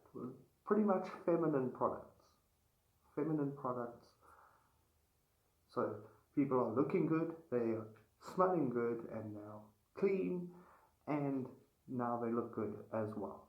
So we have those three sections. For now, the store is still expanding.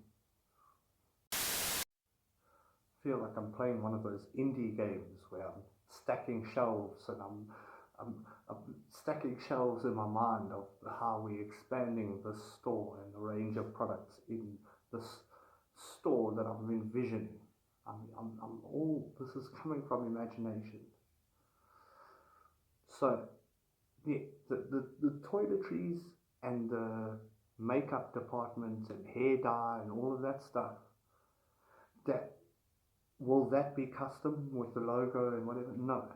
That stuff is already custom. You choose the colors you want, you choose the makeup you want, you choose the soaps, the deodorants, the things you want. That's already custom. Like people customize that in their life. They have their preferences. But now we are moving on to a more difficult section of the store, which is groceries and food. Wait, groceries and food? You are absolutely insane. I am insane. I might sound insane right now, but obviously at first you stock the shelves and the food with recognizable name brands, the usual stuff, the normal things. They don't have to be in your head productions products at first.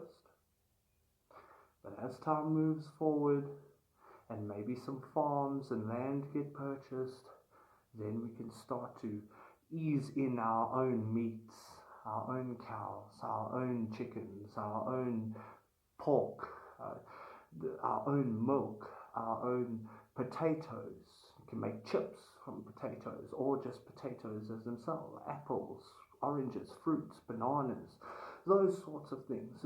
You just squeeze it in gradually over time from in your head production.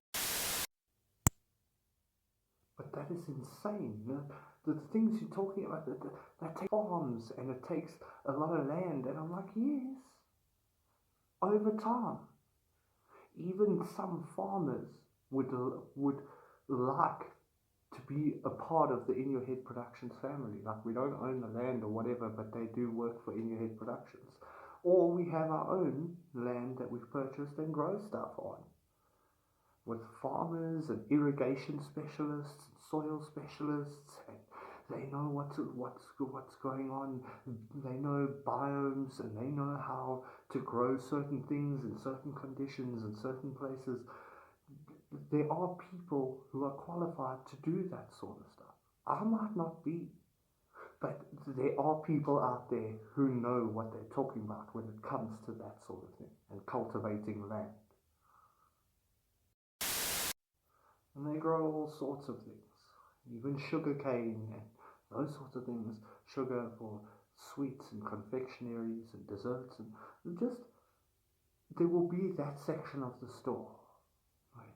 So now we've got clothing, we've got toiletries, we've got makeup and hygiene and all that sort of stuff. We've got now food, a wide array of food. That there are some name brands in there, but I'm saying over time and over years and years, In Your Head Productions foodstuffs will start appearing on the shelves. So we've got that section. Now we're moving on to another complicated section. We've been stacking shelves now.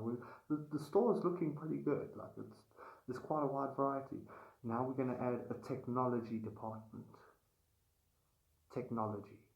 A technology department. Yes, technology department in the store. This section of the store includes things like dishwashers, ovens, washing machines, dryers, kettles, waffle makers, phones and mobile devices, along with gaming section with consoles, games, those sorts of things. But the difference with this section is these products are all from In Your Head Productions. A whole section of technology. These will be products that are developed, tested, and approved by In Your Head Productions. That is what I envision. And it's like, but how big is the store? And I'm like, have you ever seen a Walmart? Like, stores are this big. Like, they can be this big. There's no way a store can be this big. And I'm like, it can. There can be that many sections. I haven't even gotten to the toys yet. The children's department with lots of toys and a lot of those sorts of things as well. And the little toy cars and action figures, and games, and board games. Just that array of departments. Like that just, there's also that section as well.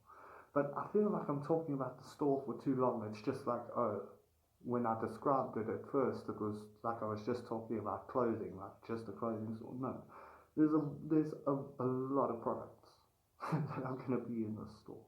It's going to be quite a big store, and a place where people would probably want to visit. I mean, especially if the staff is friendly, we all help each other, we help you, and we make it as easy as possible. But now I also mentioned gaming and games, and yes, I did.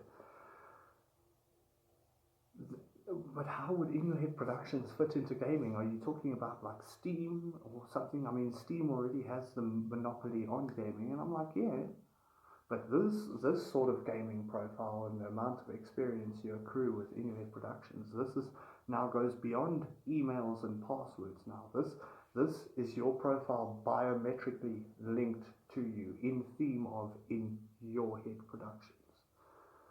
So why that is important, why you would want that sort of service, I'll get into in a later video, because it actually starts to become important. Even like the psychological factors as to why that you would want your gaming profile biometrically linked to you. It's important. Trust. But yes, so that is all I'll get into today. Because, like I say, when we move on to gaming and things like that, it gets this company and the way it interacts with games and entertainment as a whole. There are a lot of avenues and there are a lot of connecting branches. It gets very deep and very intense, which is why I'm saying it is important, especially with the way games are moving in the future and how much more interactive they are becoming. It's going to be important when exploring all these different worlds and spending thousands and thousands of hours, maybe even pretending to be someone else. It's going to be important to be biometrically linked to your account so you know who you are. So why do I believe it's important that there's going to be psychological factors when it comes to gaming? Well, the way I see the gaming industry moving, and actually I'm going to predict this now, because I believe within the next 5 to 10 years, maybe even sooner, when AI starts getting integrated into game design, the worlds, there's going to be an explosion in the size of gaming worlds and universes, and things like games are going to explode into like terabytes of data. Like games are going to be terabytes big, and they're going to be more interactive, and they're going to be very, very vast. And it's not just the game worlds that are going to be vast, it's going to be the amount of releases that publishers, that even small-time developers are releasing games that maybe in this time, like in 2025, they might be considered AAA games or whatever. But in 5 to 10 years, there's going to be small developers with just a little bit of AI assistance that are going to be making games like that. And they're going to be massive, and there's going to be a lot of them. Which is why now I believe that a profile that centralizes in all of these different worlds, that centralizes you as a gamer and you as an explorer of these worlds, it's going to be so important to keep track of data. So game worlds are going to be more vast, they're going to be bigger, and there's going to be more of them. What are the psychological factors? Well, basically what it means is that people are going to spend a lot more time gaming. And we already spend a lot of time in 2025. As of 2025, human beings spend a lot of time gaming. Like there's some people who sit 8-9 hours a day in front of a flat screen and a keyboard and a mouse, and it's no problem for them, it's nothing. Like that's easy. But whatever opinions you have about that, in the future, it's going to be more intense, because those people who are gaming 8 to 9 hours a day, that's in a world that's a fraction of the size of how big games are actually going to be. They're actually going to become worlds. And it's like, what do you mean games are going to become worlds? They are already worlds in 2025. And I'm like, no. In today's games, like I say, are a fraction of the size of what is going to be coming in the future when AI gets involved, and the speed at which it can render stuff and program stuff, and the geniuses behind this technology. Trust me. Imagine a game like No Man's Sky, how huge and vast that is. Now an AI like looks at the source programming and like looks at the source code, and just like in a matter of weeks or whatever, it's generated an entirely new game based on that algorithm that's in a No Man's Sky. Now that's going to be happening 10, 20, 30, 1,000 times a year from the speed. And it's going to be okay, Warren. It's not going to be that entertaining. And I'm like, it is going to be. Have you ever sat down and just explored ChatGPT, just a basic text program, and you sit and you can talk to that thing for hours and hours about interesting like things and learn things. And now imagine an entire game world that is built around that, and every NPC can talk back to you and give you answers like that, and different answers every time, and like, you know what I mean. People are going to spend more time gaming in the future. If a person can spend 8 to 9 hours a day on World of Warcraft, I can only imagine in 5 to 10 years the games that are coming out, like how much time people can spend there. So am I saying in the future it's going to be like the Matrix? People are going to be like inside a virtual world or something? And I'm like, no, not a Matrix. There's going to be like 50,000 different Matrixes, maybe even more, of just these worlds that have been designed by AI. And the AI, especially if the developers or whatever allow it to continue making updates and patches and fixes its own bugs and things like that, my goodness, the revolution that is going to take place. But yeah, back to reality. That's those sorts of habits that people are going to pick up in the future. It's going to create a sort of disconnection with this reality, or that people live more in the virtual world than they do in the real world, and it's going to get kind of freaky. It's like, what do you mean? And what does that mean? I'm like, it's going to create a disconnection. The connection is going to weaken between this world and their consciousness, because they would rather live in a world with different physics, where you are able to fly, or you can shoot fire from your hands, or you can teleport, or whatever. Like, the people will all have their own reasons, but this world or this universe will never lose its importance, because it serves as a hub that connects all of those different worlds. It's how you access all these different worlds. So in that way, we don't have to worry about that. But like I say, mentally, we need to prepare for this, and we need to make preparations and applications like this that keep you centralized. And it's a lot to keep up with. It's going to be a lot to keep up with for people. Like, if we think about it now, it seems impossible, but in the future there's going to be kids that grow up, the brain evolves and it learns to adapt to that, and shifting in and out of different worlds and coming back to this reality and being able to function normally and perfectly, because they know where they are and they know who they are. So we're going to be walking a very tight line in the coming decades, as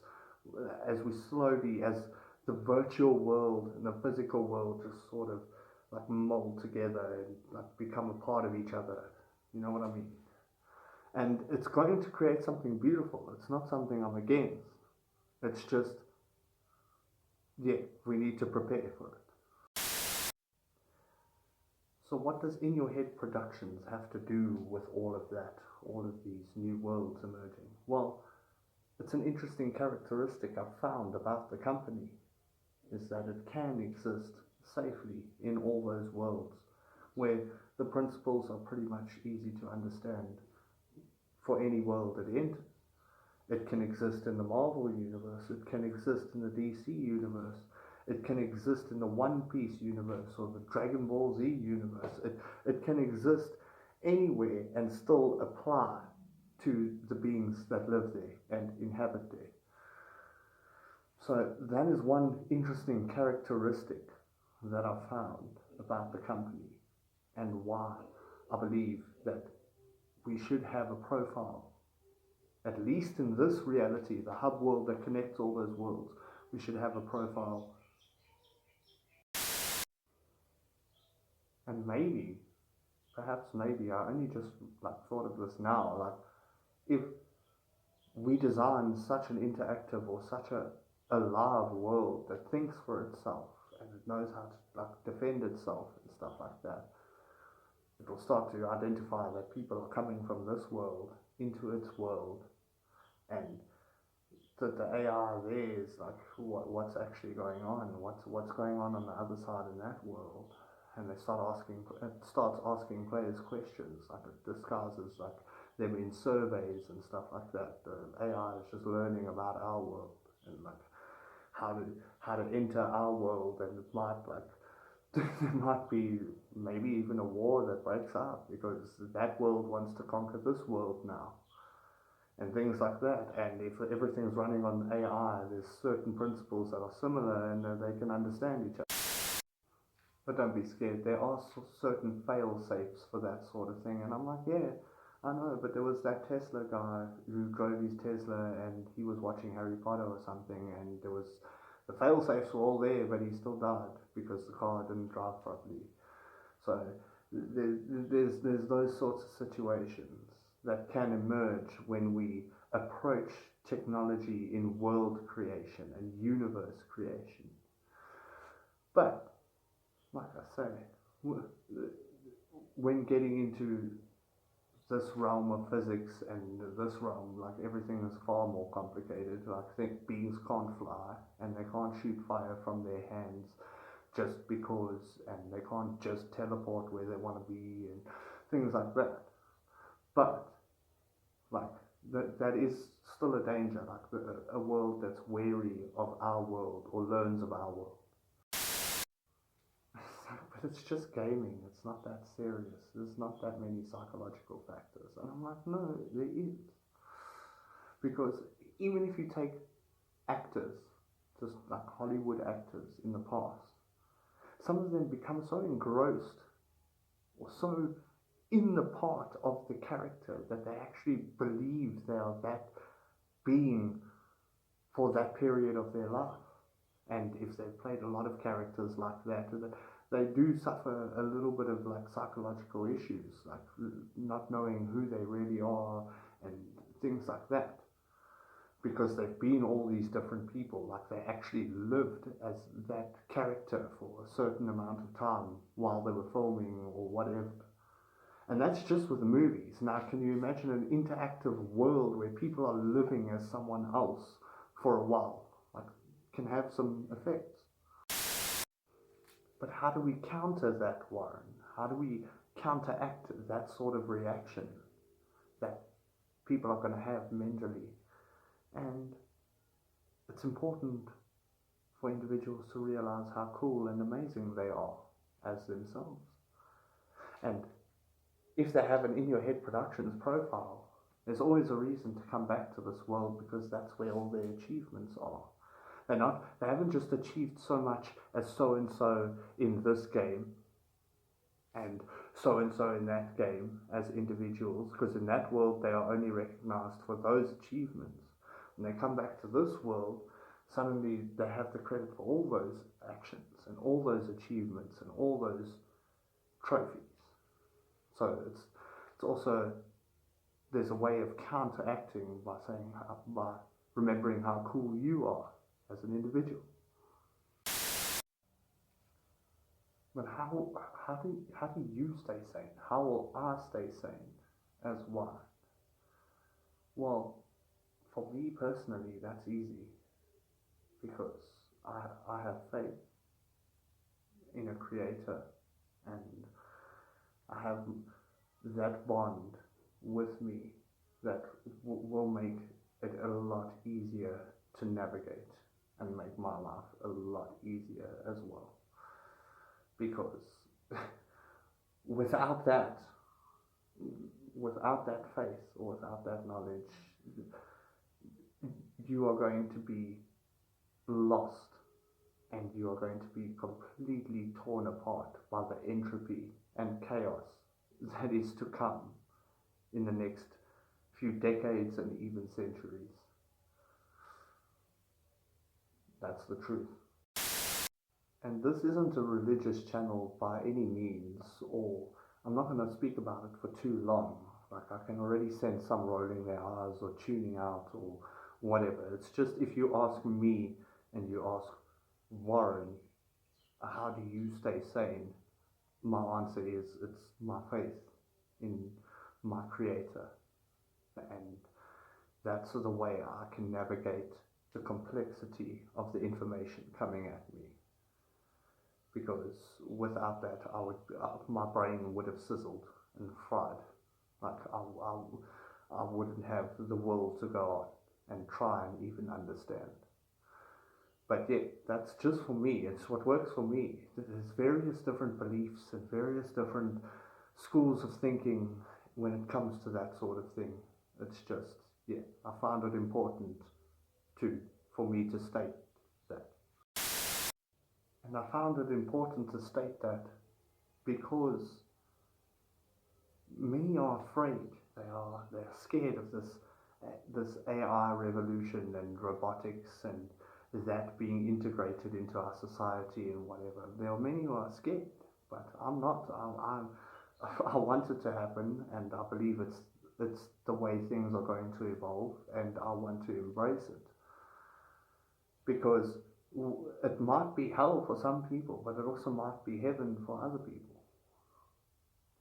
Because if we thought heaven was just a few castles in the clouds and things like that, we have severely underestimated what is possible, especially with the proof that we are getting now of how many worlds are going to emerge and erupt into existence in the near future.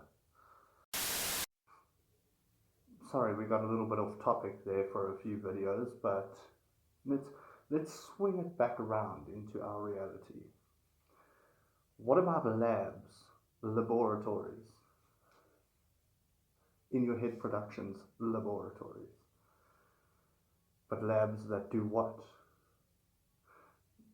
I don't know, they do research and study things like subatomic particles, atoms themselves, molecular research, those sorts of things, chemical compositions, as well as like field theory and like magnetism, like symmetrical magnetism and those sorts of things, as well as a robotics division as well. That is important. We need a robotics division because that's going to come into play in the future. But what would In Your Head Productions need robotics labs for? Well, it comes down to anatomy. Let's be more specific, synthetic anatomy or synthetic biology. Like, let's say a being or a body now has a metallic skeleton. What sort of wiring can go around that metallic skeleton? What sort of skin can we use to hold all of that together and make it look neat and tidy? Something that is both flexible and robust. But all of that also combines with the other labs that I was talking about, the molecular ones and the atomic ones, so that we can find those chemical compositions. This is as we move forward into cybernetics. But why is that research important? Why are you delving into cybernetics now with In Your Head Productions? Because that is also imperative to helping people. They're already starting with that sort of thing, like with prosthetic arms and prosthetic legs, or bionic arms and bionic legs that are controlled via brainwaves, via those frequencies, and it reads nerve patterns and neurological patterns and things like that. So that sort of technology is imperative. It's imperative research into helping people, which is why In Your Head Productions should have a department set aside for that as well. So as well as the stores and everything else I mentioned previously, now we also delve into that sort of research, like more serious research as well, like, or deeper research. It's like, that's crazy talk, and I'm like, it's not really crazy talk, because that's where the future is going. I mean, think of how many lives would be saved if The soldiers fighting were machines being controlled by people in a remote location. If entire wars were fought like that without actually technically a human life lost, that's why this technology is also sort of important as we move forward.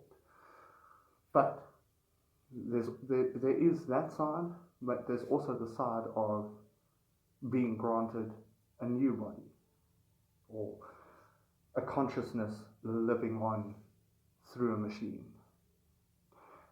And the fusion of biology and technology and the soul and a myriad of other variables, but that is the goal.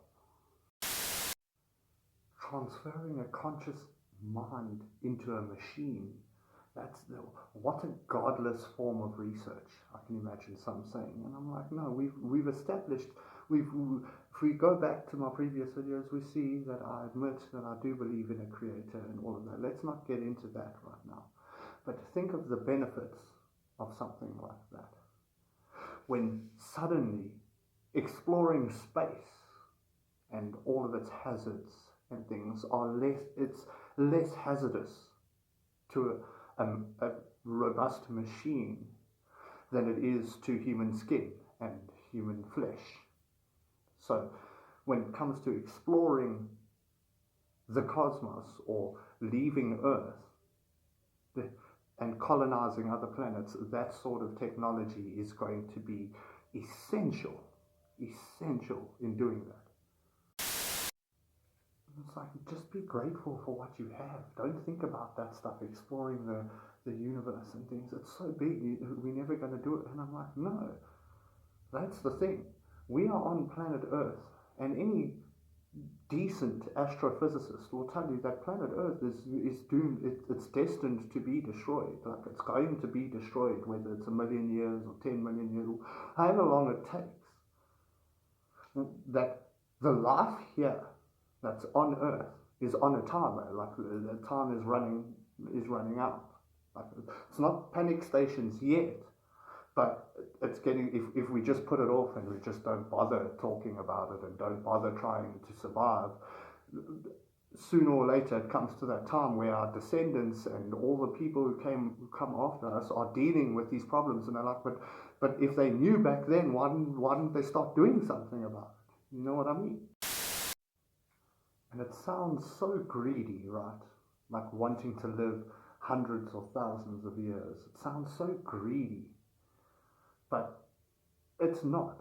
Or like I'm ungrateful for the life that I've got and just make the most of it, YOLO and all of that stuff. That's fine. If you want to live by that philosophy, that's fine. But me personally, I'm so grateful for the time that I got to spend here on Earth. I'm so grateful, and I loved it. The good, the bad, the funny, the love, the family, everything about it that led up to this point. I loved it so much that I wanted to continue. I wanted to preserve it, and wanted to permanently increase that because I love it so much, and I'm so grateful for it. But now we are getting into some deep stuff. Like, what do you mean machines fighting wars for humans? And I'm like, what if humans are fighting, but from remote locations, but with machines? They are machines that are dying and being destroyed. Well, they're not really dying. They weren't really conscious to begin with. Like, think of how many lives are saved. I mean, it's like, but dude, that technology sounds so far off. And I'm like, it's 2025, it's not that far off. There's already drones and things that can be controlled with your mind, and you can fly it around with your mind and things like that. The technology and that's the information that's led to the public. I can only imagine what's been researched in private and in secrets and things like that. How far that technology has come. But it is indeed possible, and it can save lives. Do I like sci-fi? Am I a sci-fi fanatic? And funny thing is, when I was younger, I wasn't really. I was more into medieval stuff, like medieval fantasy and those sorts of, like, scenarios and that sort of vibe. But as I've gotten older, I have gained an appreciation for sci-fi because sci-fi looks towards the future, and just even if it's all sounds like nonsense, like it's someone's vision of the future, and it, there are a couple of ideas there that you can take inspiration from. Like, okay, for example, watching sci-fi and futuristic things led me into thinking about nano drones or nano-sized robots. And it's like, what? And I'm like, nano-sized robots. And it's like, nano-sized robots. Yes, nanotechnology. That we've moved into that there now. Because I had an idea about that. And I don't know if others have had this idea before, but I've never heard of anything like what I'm about to say in any movie or news or documentary or whatever. But what if you have, for these new cybernetic beings that are going to emerge, people who are half synthetic, half biological, just those sorts of beings, what if you have like nano medical drones? And it's like, what do you mean? This could even serve for humans as well. Nano medical drones. And it's like, what? And I'm like, just bear with me as we get further into this. And it's like, no, what? Nano medical drones? Yes, medical drones in the atmosphere. Like you launch trillions and trillions of them into the atmosphere that aren't really dangerous to breathe in and out. In fact, maybe even people breathing in and out, like they clean your lungs while they're in that process. But medical nano drones. Now let's say these drones have like a carrying capacity of like a few atoms of something or whatever. Like they have a carrying capacity and they fly around. But they're all part of this network, this very similar network, that when it senses that a person's in distress or a being is in distress or they hurt, those things fly in and they just sort of heal them up. And it's like, what the hell am I talking about? What do you mean they fly in and they heal a person up? Like little nano drones that have things inside them or atoms of things inside them, like things that our bones are made of and things that skin is made of and tissue and ligament and those sorts of things. And when on the network connecting everybody, now when a person gets hurt or it's detected and whatever, those things fly in and they automatically begin healing the wound. They get there quicker than any paramedic can get there, any ambulance. You don't have to wait 45 minutes. A person can get medical treatment within seconds or minutes. Like they can get proper medical treatment from wherever they are. And it's like that technology sounds impossible, that nanotechnology, that it just flies in and heals a person on the spot. And I'm like, imagine that.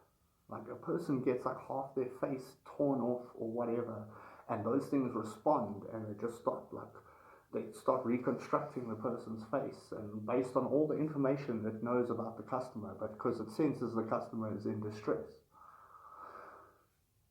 But yeah, I would imagine the initial phases take a lot longer than just a few seconds. Like it will take hours to heal a person, or days, or whatever. But it's more, as the technology progresses, I would imagine the response times get a lot quicker. What used to take hours starts to take minutes, and then it starts to take seconds. It's almost like Formula One, the pit stops. They used to be like 12 seconds back in the day. Now they're like 2 seconds, 3 seconds. It's like, that technology sounds amazing. And I'm like, yes. And I'm sure there are human beings working on it as I speak about it. I don't know for sure. I'm just suggesting, like, what if there was a system of nanotechnology like that That's medical, that's strictly medical, that's all it knows. But now, the technology like that also, it makes things like Call of Duty like now seem suddenly realistic. A person gets shot and the screen's going all red and whatever, and now like they regenerate and like they come back after a few seconds or whatever. Like that sort of nanotechnology makes things like that seem not very unrealistic anymore. And the same can go for storing consciousness. Now, this is even deeper than nano drones or whatever. Storing consciousness. Yes, it's very deep. Because like I say, if this is running in the background and it's tracking a lot of information about you, it's tracking this application that I'm talking about, it's always running in the back of your head, or literally head, and it's tracking all this information about you that it detects once person's passed or they're dead, and it remembers all those memories. It has all of that information sort of stored, and it can implant it into a new body. And it's almost like being conscious, suffering a traumatic event, and then like waking up somewhere else and like thinking it was a dream. Almost like respawning, if I could say it like that. So respawning into reality, yes, like respawning. And it's like, you game way too much, Warren. And I'm like, I know, maybe that is true. But when I'm playing or whatever, I'm also learning, and I'm also seeing and appreciating a lot of the systems that individuals have put together and exploring beautiful worlds and things like that. I'm also learning while gaming. I'm not just sitting there mindlessly with my tongue out, just sort of like not thinking about anything. Usually the logo is always there when I'm gaming, so I'm always like thinking, yeah, but now how could we apply that to reality and anyway productions? And that's why I was like, now if consciousness is like, it's happening in front of me on my screen, I'm watching my avatar die, and then I respawn somewhere else, and I've still got the same memories. It's like, maybe I'm freaking people out talking about all this consciousness transference and medical drones and whatever. So I'll leave that there. We'll get back to it later. But what else has gaming taught me? What else have I observed in the gaming world from games that can be applied to reality? Well, this is going to sound scary or whatever, but I've learned that from gaming that you can have cameras following each individual person around without them even knowing, having different angles and different shots of them, and that's invisible. And so how is that possible? And I'm like, have you seen a game like Rocket League where you play a match, you don't see any cameras floating around, but when you watch the replay, look how many angles there. And there I go talking about games again, which I apologize for. Let's talk about games in reality, like sports, like actual physical contact sports, quote unquote, in the real world. Things like football, American football, or European or South American football, whichever you fancy.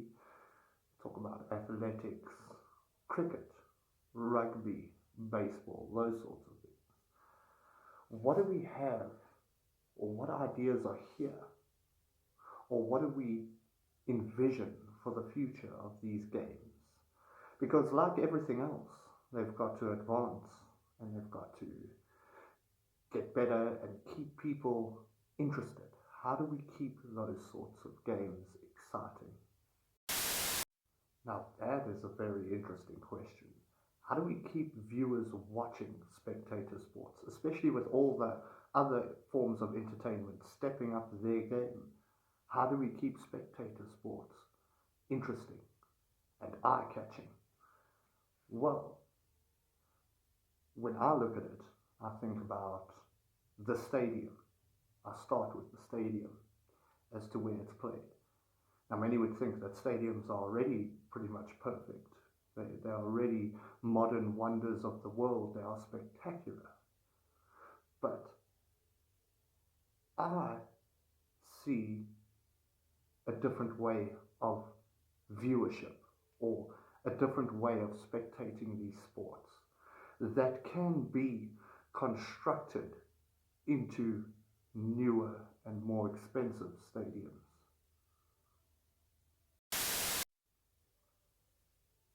Well, let's begin with how the stadiums film the games. Right now, they use a couple of scores of cameras. They use cameramen and a lot of, even some of them have like drones that are like flying across the field out of sight, which is good, but what if we add more? But more importantly, what if we add a network to the stadium? A network that, when the game is filmed in the stadium, in the cauldron of the stadium, there are numerous cameras set up around, like not scores, I'm talking about hundreds, all pointed at the field. So we have hundreds of cameras pointed at the field of play. Now, in my mind, I'm thinking football, European football, soccer to some people, but football. Now, what do we need hundreds of cameras set up? Maybe along the ceiling of the stadium so that they're out of reach of people throwing stones and just people can't mess with them, but all pointing to the field of play. Why would we need that? Well, in my mind, I'm thinking, how do we get a four-dimensional view of what's going on the field? Firstly, just to set up that there's motion detection and it can keep track of every single player, every single movement from every angle, and you know what I mean. Just set that up. So what do we have with those hundreds of cameras? What does that do for us? What it does is it creates a picture of the pitch where people are playing. It creates a live picture of that in a four-dimensional space. Now, what can we do with that information? Well, once we have that four-dimensional space added and detection of movement and everything's being captured live, we can start adding post-edited effects to the match, to the live match. You can start adding, I don't know, let's say for example, glowing trails that are running behind all the players that are in the colour of their home kit or their away kit or whatever. Little footprints that they leave on the field, like little glowing like embers and things like that when they're running around and moving. So we have glowing trails and footprints on the field, those sorts of things. But what if we have these effects on the ball as well, where the harder it's kicked, the more luminescent it gets, and the longer of a trail it leaves. Even when it curls, it leaves like a curled trail that goes into the top corner, all in like fantastic colours, and it's like a light show. What if we have something like that? Well, I could imagine you saying that's going to take a lot of processing power. And I'm saying, well, we're talking about expensive stadiums, some of the best in the world. We're talking about the top leagues in the world. And another incentive as to why people would want to play in these leagues.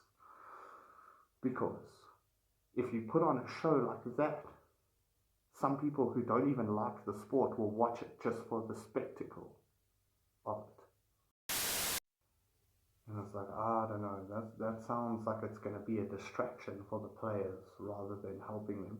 And no, the players are they're still seeing the regular field. They're still playing like they would normally play. It's the people watching that are getting the show of magnificence that is occurring, that of just spectacular lights and luminescence and just great, like if you saw the game live in just normal reality and then you compare it to what you see with this filter over it, then all of a sudden it just changes, it just amps up, it becomes 100 times better to watch. Still the same to play. Like I say, it's not going to be a distraction for the players because the cameras are out of the way, all the equipment and technology is out of the way. It's like, but how many editing teams will you need to edit this all live on the spot? How will you do that? And this is the thing. Initially, it seems like it would take thousands of editors working all in cohesion, and they're all working together frantically to make all these effects. But if they just sit down, you can design a filter that gets played over, that runs in conjunction with these giant, with the giant eye that these hundreds of cameras are. This eye that's capturing everything that's happening on the field. Then you can program a filter to play while that plays. So it's not going to take too much live editing once the system is designed. But why cameras? Hundreds of cameras. That sounds impractical. And I thought about it. I've thought about this for a long time, because I even thought about, like, what if you had pressure pads in the ball that detects how hard it's kicked and stuff like that. Maybe putting a microphone inside the ball so it's like a bit of sonar happening, and then that sends signals that can add animations to the ball. But the fact is, sound moves too slow for what we want.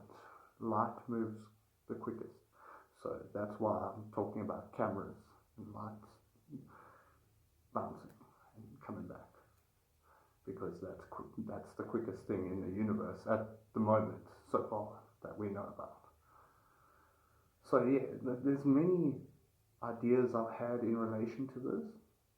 Maybe you need less cameras, maybe there's another way, but this is how I see it.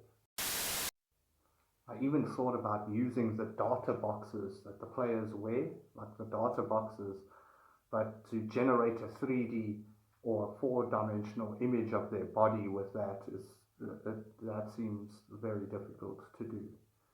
I mean, but those are already tracking a lot of stats and a lot of movement and a lot of things, but it's not what I'm speaking about when capturing a live 4-dimensional feed of the field so that you can create it digitally to add the effects, if you can understand. So, yeah, what about the spectators? The spectators at the stadium, I was thinking maybe they could each receive a pair of glasses with their ticket, or something that allows them to see the filter. Because you see, the spectators at home watching it through the television or through a screen don't need glasses or whatever. It's all done on the screen, like, it's fine. But for the people live at the match, they don't have that filter. So, like I say, you can maybe give free glasses away that allow them to see the edits and the edited version of the game, or you can make it an optional add-on that you can buy, like you buy a pair of glasses, and those, you have to look after those. If you don't want to buy it again, you'll look after them when you bring it to the next match. So like a pair of glasses that allows it, like Google Glass and those sorts of things, yeah. Maybe even like that, yes. But what does that do? Why give them the option of buying the glasses? It sounds so impractical. And I'm like, no. This is about giving people, the customer, options. So The people who prefer the old school, who like to stick to the old school viewing and whatever, they have the normal game. The normal game is still being recorded and whatever. All the other stuff is happening out of the way. So they can still watch the raw footage or the raw game if they really want to. It's about having those options. Even broadcasting companies can capitalize on double the advertising revenue because there's one channel that plays the edited game and then there's one channel that plays the normal raw game for the people who strictly like the old school. I'm just saying, where do I envision this going in the future? And that's it. This is like some Blue Lock stuff that Warren's talking about. Yeah, kind of. But I'm talking about in real life, and without so many pauses and hesitation and millions of thoughts going through a person's head before they take a shot. But I'm not just talking about football, European football. I'll use that as my example. But this can apply to baseball, it can apply to American football, it can apply to basketball even. It can apply to gymnastics, athletics. It can revolutionize the way audiences can see athletes perform. And that's what I'm going for. That's what we're going for. So if you ask me, how is the sports industry going to step up its game to match other forms of entertainment? That's one of the ways. What are some of the other ways? What other ideas do I have? Because we'll leave that in the past. It's there, it's recorded. I'm also making these as like a recording of it's like a journal as well, that I'm going through ideas in case I forget them or I just don't have time to get around to them when talking to somebody else. So there's also the matter of seating arrangements when playing or when going to a match. Now, I was thinking, what if we have virtual tickets? So what do you mean? Virtual tickets. For the people who like to wear the headset, the VR, let's bring VR back, it's going out of style, let's bring it back. That people can sit at home and watch a game like they are at the stadium. Was that something that could work? So VR tickets for virtual reality, you wear the headset or whatever, and you can watch live sporting events from inside the stadium and watch the game, like you there sitting in the front row. Sounds expensive, and I'm like, no, the tickets will be significantly cheaper than actually paying to go watch it at the venue. It'll be much cheaper. Why is that? Because suddenly the stadium capacity size has gone from 60 to 150,000 to maybe millions. The capacity of the stadium is now millions because many people can occupy the same chair and watch from this footage and it controls and it moves with their head and all of that stuff. So that could be another way.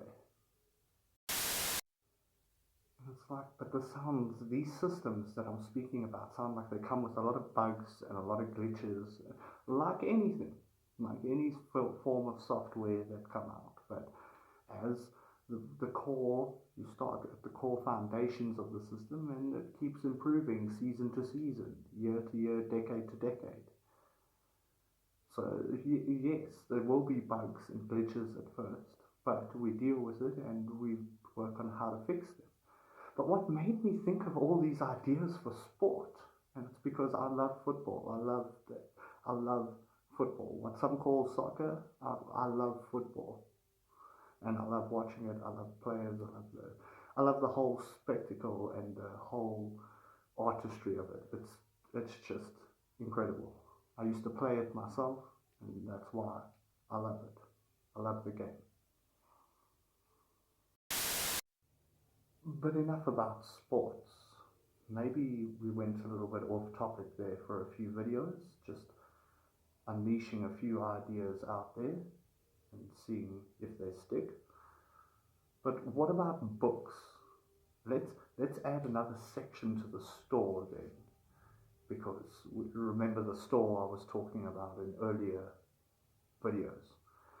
Now let's add a section for books, one of the earliest forms of entertainment and knowledge sharing that we have as human beings. Well, I think that In Your Head Productions can cater for that as well, and catering for books leads into many other avenues, but we'll get to that. There's a reason why I'm talking about books for now. So let's get down to it. So books, how do we go about that? I think In Your Head Productions can function like any other publishing house. Hire a set number of authors and let them write. Fantasy, horror, comedy, educational, fiction, non-fiction, you name it, autobiographies, just books, as a collective. And what we can do is perhaps publish these on both a virtual platform and also available in hard copies at the store for those who like that sort of thing and for collectors and such. The virtual side, I also imagine a little bit more complicated than what we have right now.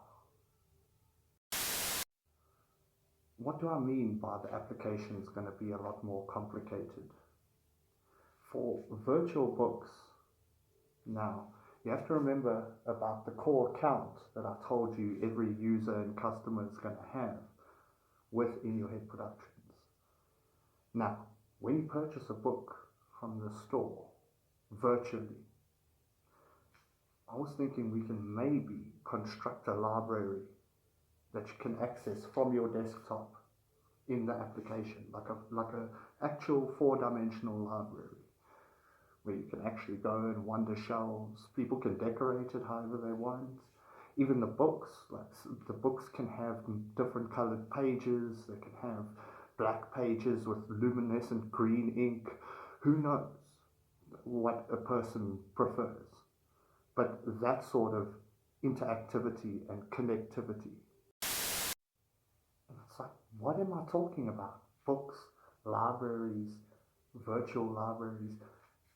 Like I said, for each individual user, when you open the application, you open it, it's in the room, there's a section where you can open up the library, where this room would disappear and suddenly you are in your library. If a person has thousands of books, their library might be floors tall, or it might be miles long, that they can walk through it, look at all the different books that are there. Every single book has its own animations and things like that. But are we going to do this for every single book in the world? No, not at first. I'm thinking more of for In Your Head Productions authors, official In Your Head Productions authors.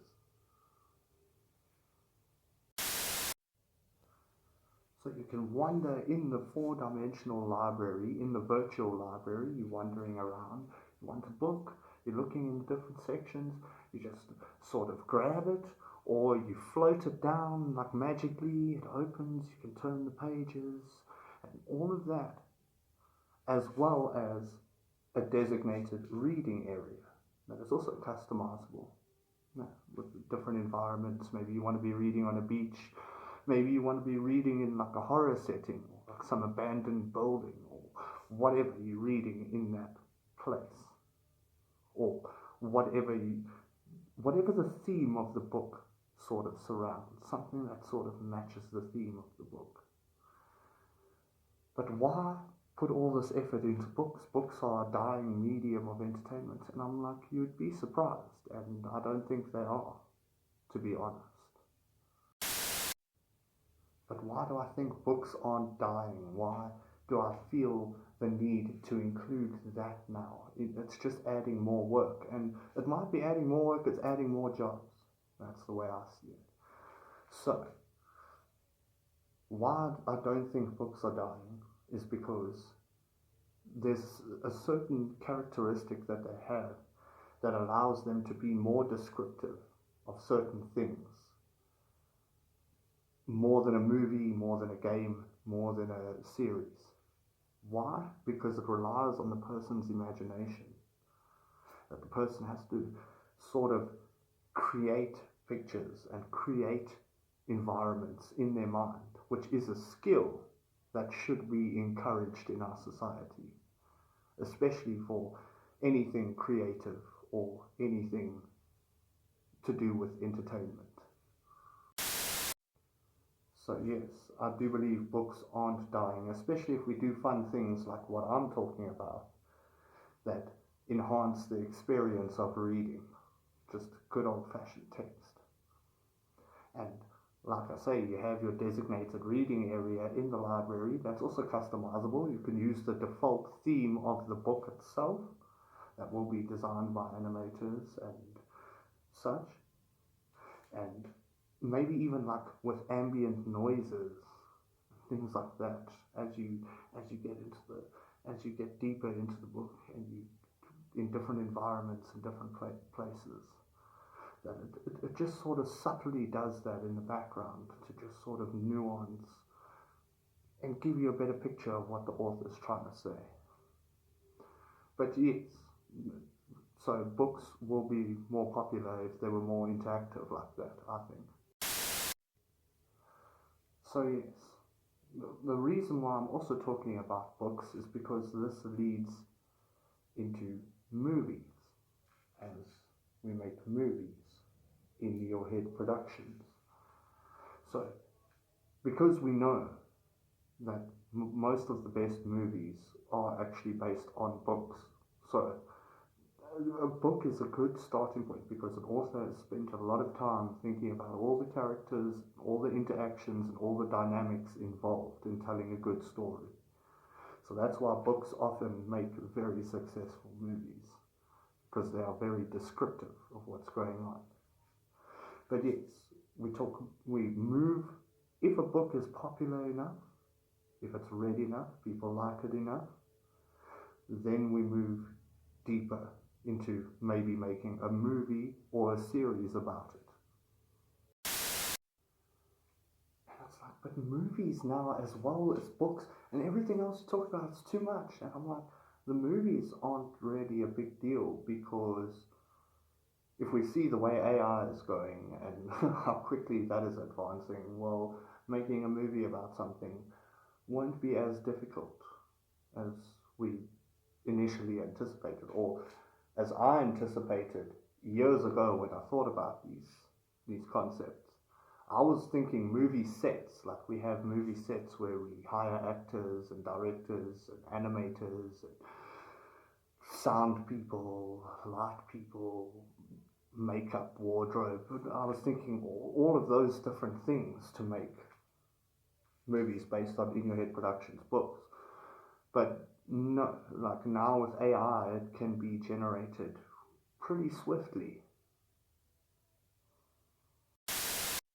It's like authors don't want AI touching their books, and I'm like, maybe some. But if we look at toward the future, combining with AI, books can also be written with AI. But, like I say, this is the brilliant part, is that the author themselves are still going to have to read each and every line and edit it to create the story that they want. It's not, or else the AI is just going to generate ideas, just generate cool ideas, which you might not be, you have to read and edit every single line of the book, so you're still pretty much writing the book. It's just, it's giving you, it's making your life a little bit easier in that process. So yeah, like I'm not really concerned about that books can be written with AI, because authors can have to double check it. So the authors will have to double check, triple check, even quadruple check their story if AI has helped write it and it's AI driven. Like the author themselves are still going to have to edit and read each and every line to ensure that it's a high quality novel. And why would they even bother if they can just keep printing out stories? And it's like they would bother because they're putting their name on it as the author. So if if it's just junk, if what they're publishing is junk, then people are going to know them as a junk author. Like, and they're not going to read your stuff. They're not going to care about your stuff. Even when you write something serious and put effort into it, people aren't going to believe it because you've generated hundreds of crappy stories. And I'm not really worried about it for In Your Head Productions either. I'm not really worried about it for that because our staff will be checking every story that's going to go through us and whether they do the proper publishing things, and then there's a process, and if that is popular enough, then the movie gets made. So it will ensure that In Your Head Productions is also making quality stuff. That they're not just we're not just willy-nilly accepting everything and just going on that. So I'm not really worried about the AI stuff. If it helps and it enhances the story, that's amazing. That's what we want. That's what the AI was designed to do. So yeah, we move into movies, and then once that it sort of becomes a franchise, we can start thinking about toys. Yes, toys. From the movie and the book and the movie, or the series. I did mention that there would be a toy department or a toy section in the store. So that now we're getting to how those toys are going to get there. As it's gone through this entire, but now we can design toys based on, and not just random or crappy quality toys. I'm talking like nice toys, like little robots that move around and they talk and they say things and based on the characters from the movie and the book. So that would be cool to have as well, so that we can help creators reach the widest audience that they possibly can. And finally, from the toys, from book to movie or series, movie/series, to toys, now we can start to think about, can we make a game out of this? Is this world designed? Because not all books and not all movies were designed to be games, and they should be left alone, and they shouldn't be. But we can look at it. That's why I'm mentioning this last, because it's an optional thing. It depends.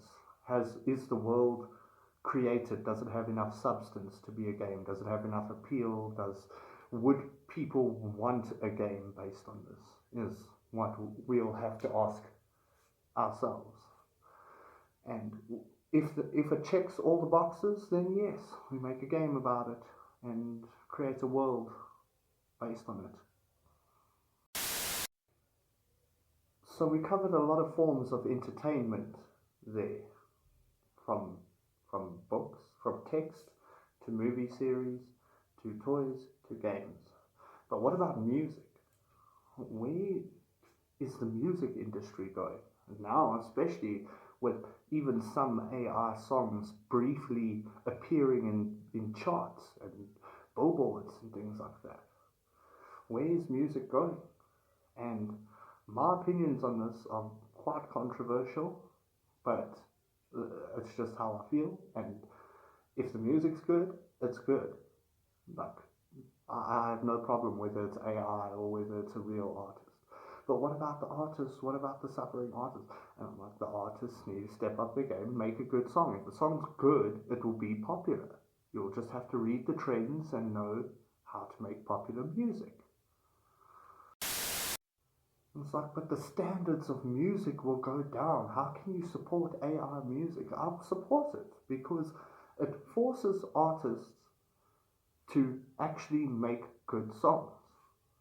No more can they just release any junk and just slap an album title on it and then give it to the public, and now that it's just their fans who bought it, pretty much, like their fans who love their old music, thinking that they're going to get a good album or good music. Now they just get junk.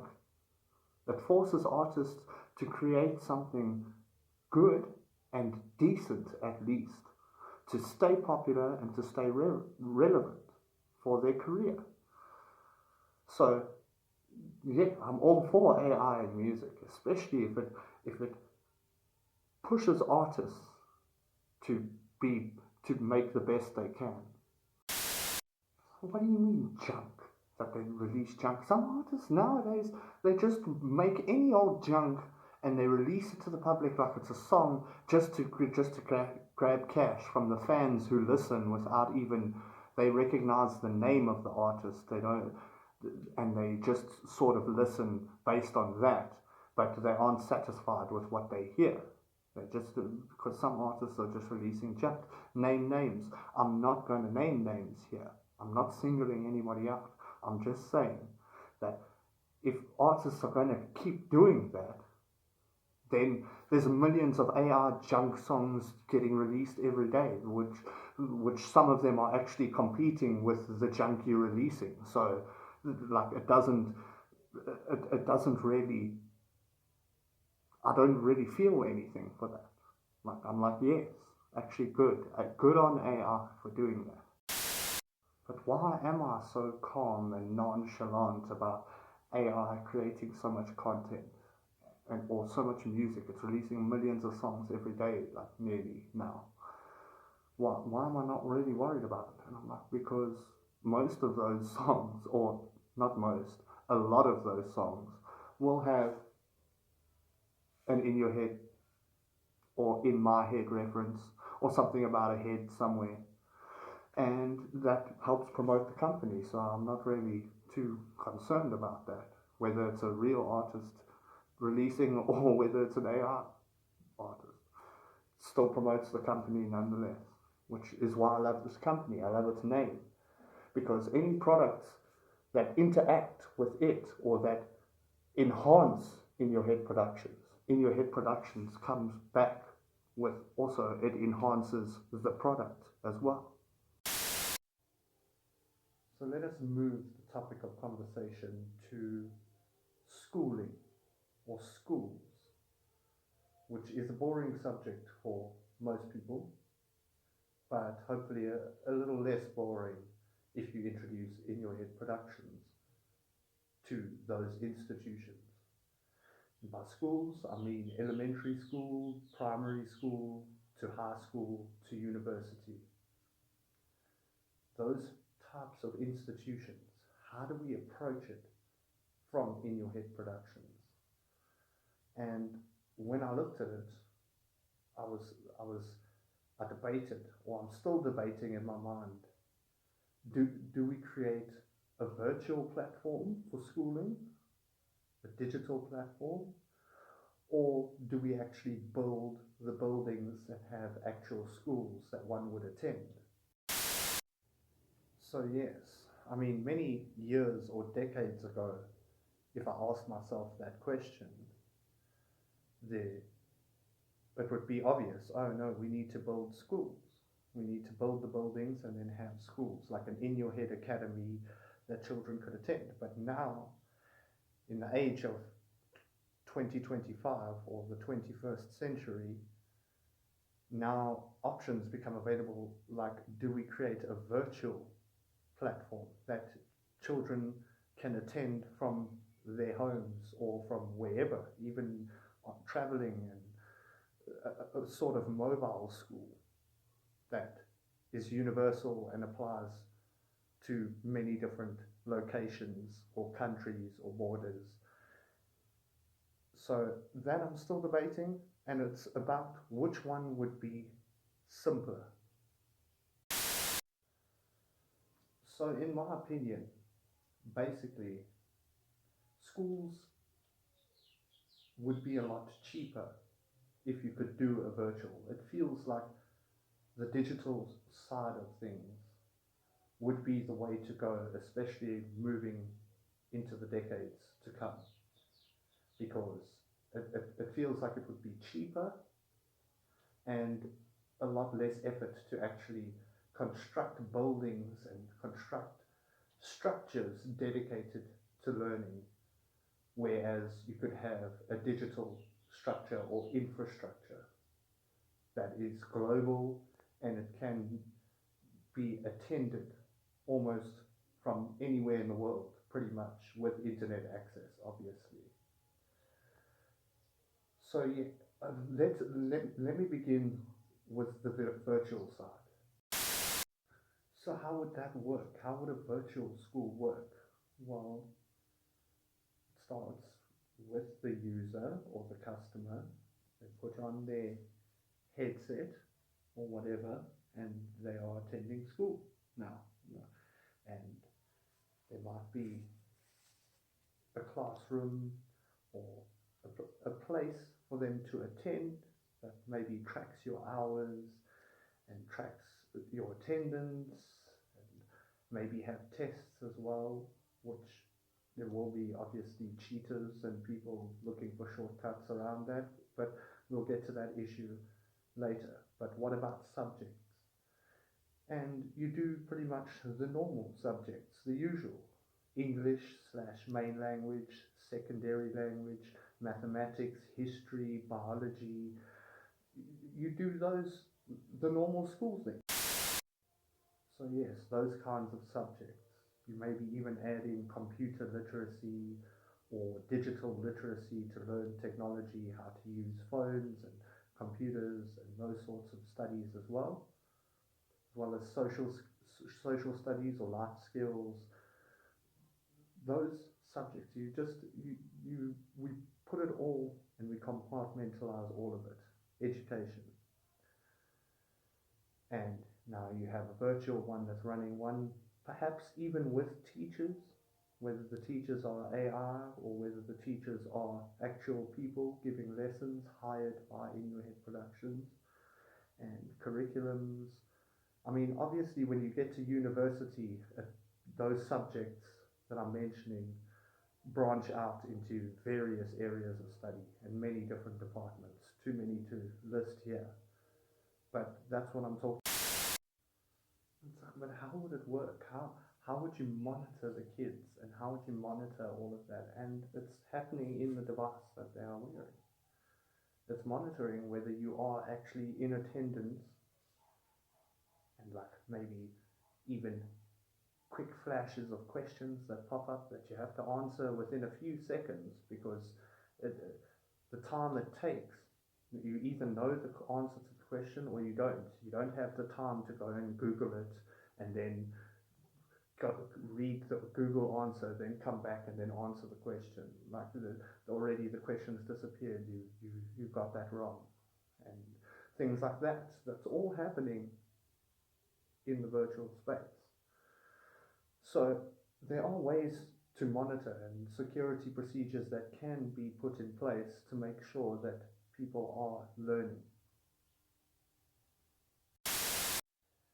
And obviously, after an amount of time, when you've attended so many lessons for a particular grade, there comes the opportunity to, you've spent enough hours, you've done enough lessons that you have the opportunity to now write the final exam for that grade.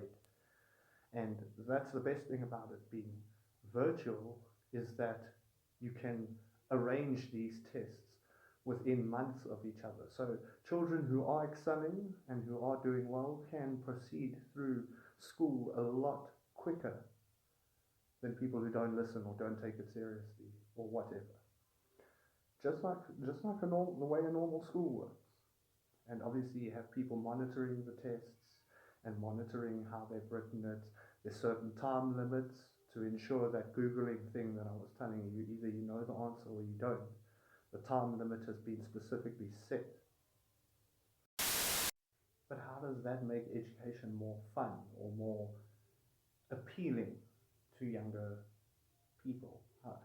How would In Your Head Productions, the application I'm talking about, do that?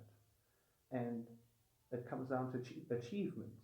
and trophies like they get in games or in applications, in other applications.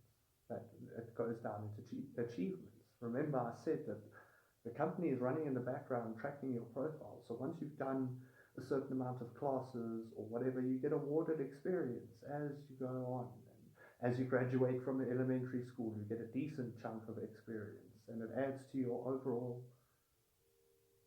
like portfolio, if I could say it like that. It adds to your. This is what I was saying, and companies can bring up that portfolio and say, look, he's got this education, he's got that education, he's passed all the tests, or they've done all of that, or she, or they, or however you identify. It's like, wow, that sounds amazing. I mean, why even suggest physical schools in the first place if In Your Head Productions wants to move forward with this and create that virtual school that I'm talking about? Well, it comes down to fundamental skills that we have as human beings that we might lose if we do our education strictly digital. What kind of skills are those? Like how to read and write. Well, not necessarily how to read, but more writing.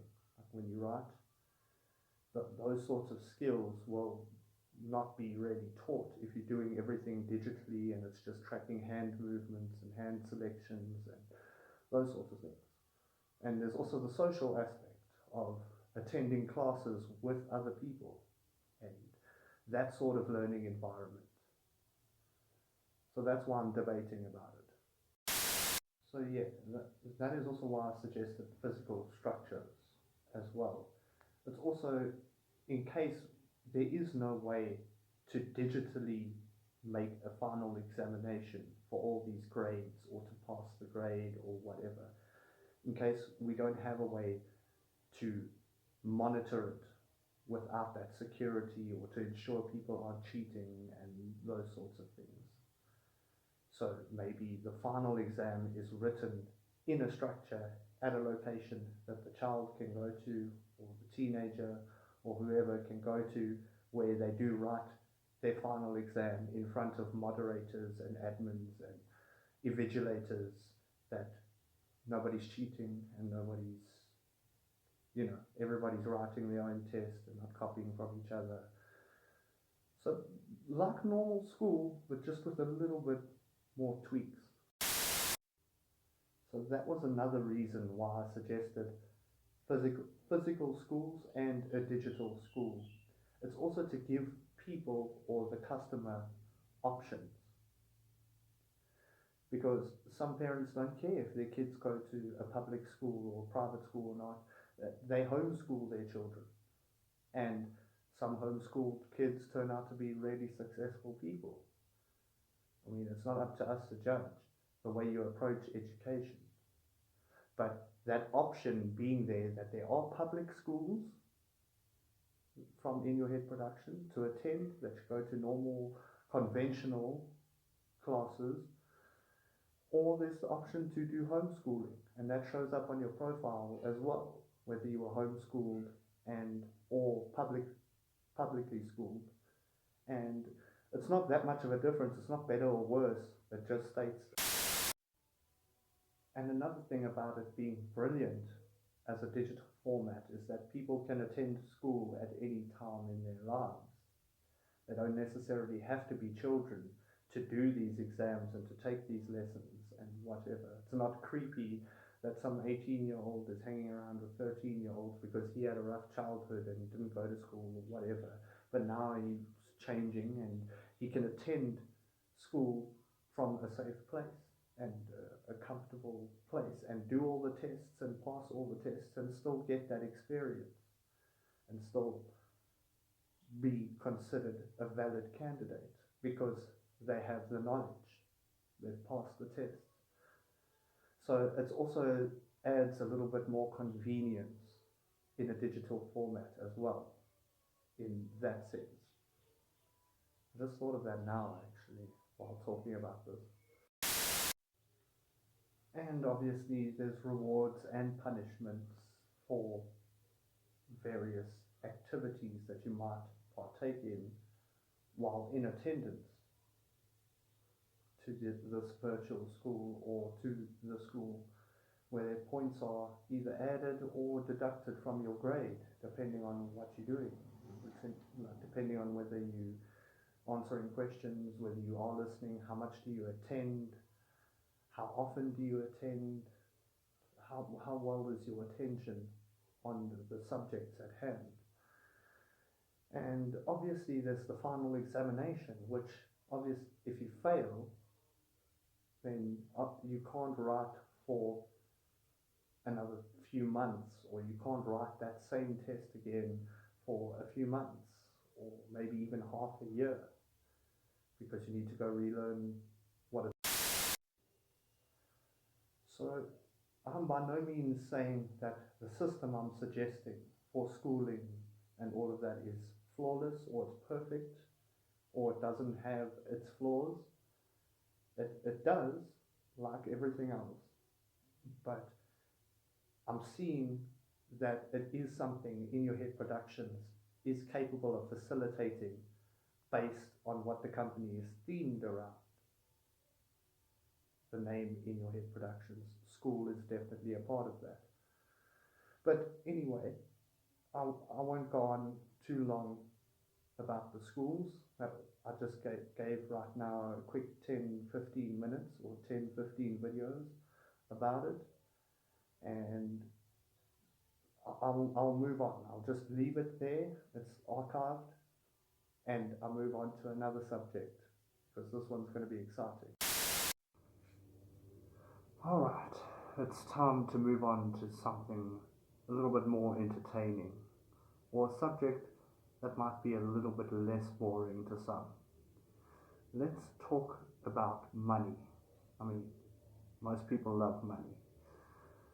So now, I made some very bold claims earlier in this presentation about how In Your Head Productions has other ways of making money, and if we go ahead with this project, I mean, if you've watched the channel and you've watched everything up until now, there have been a lot of radical ideas, there have been a lot of suggestions and a lot of things we can do with this, and it feels like it's going to cost a lot of money, but how is it going to recoup that cost and make profit in the future? Well, this has led to a very interesting story when asking, how can In Your Head Productions make money? Because what I'm about to reveal, it took me many years in front of the artwork to figure out that the company might be able to do something. And what I'm about to suggest, I urge you to prepare and stay very open-minded about it, because it's going to sound perhaps ridiculous, but I urge you to wait till you've heard the entire story, and you can visit the channel to see the entire story. I urge you to listen to the entire story before making a conclusion. So many years ago, when I was in a setup like this, the artwork was a bit different back then, but in the studio I used to have a jar on one of my tables, a jar that I used to put spare change in, like after going to the shop or whatever and having change. I used to have a jar that I used to put coins in, and I did that for many years while deciding what to do or coming up with ideas and just doing the normal things. And one day I looked at the jar and realized I was the only one putting money in the jar. And why was that? Why is nobody else putting money in the jar? It's not an attack on anybody or whatever. It was just a thing. It's like I'm the only one putting money in this jar. And then I even had like a mini argument with myself. Like I was like, why are you even asking that question? Why am I the only one putting money in this jar? It's your jar.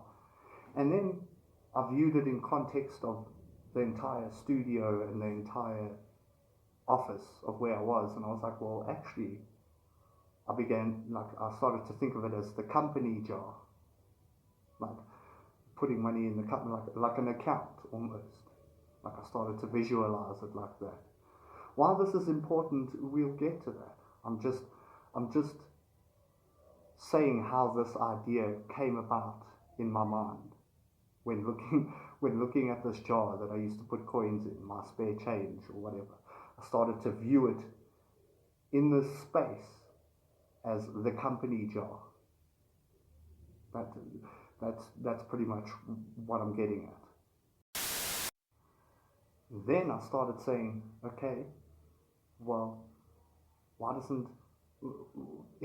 I the only one? How do we get people to put money in the jar? Metaphorically, that's what I was saying. How do we get people to put money in the jar for the company?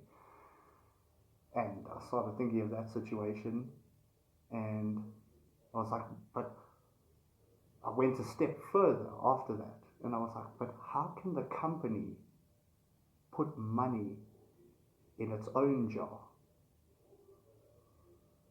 And it's like, what do you mean? There's no money, there's no money. How can the company, In Your Head Productions, put money in its own jar? And you have to remember, I was still thinking about the application, and I was like, I'm walking around in a virtual desktop or a prototype of a virtual desktop.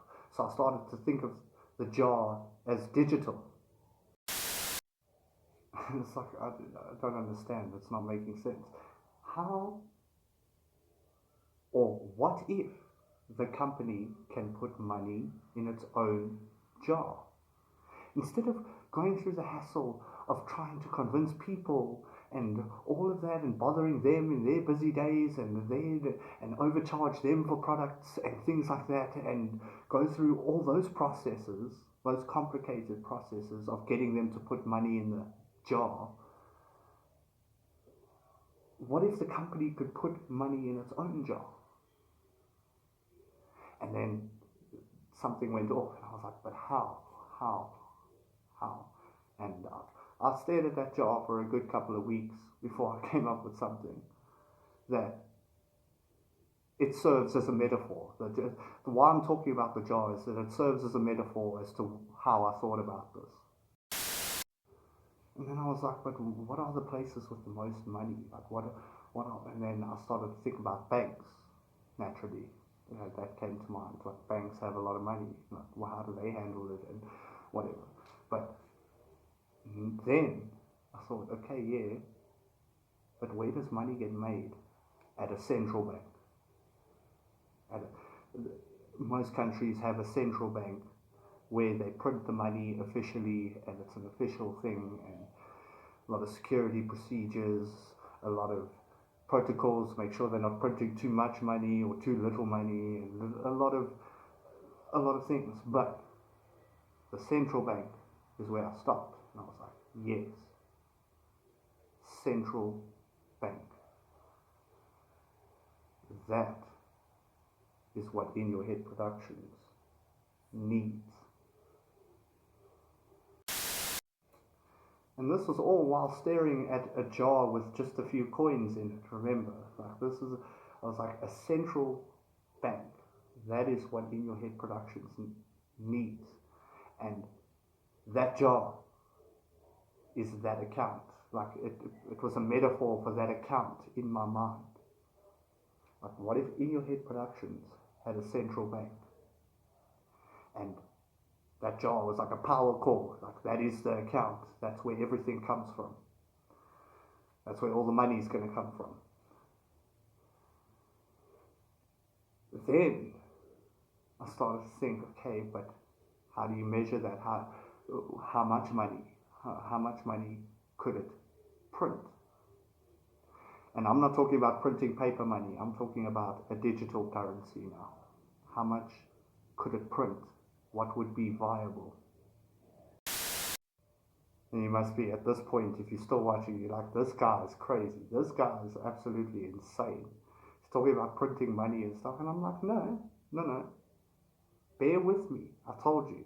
Wait until we get to the end, or wait until you've heard the entire story before making any conclusions that I'm completely off my rocker. I might be a little bit insane, but hopefully not completely and totally beyond any sort of beyond any sort of redemption.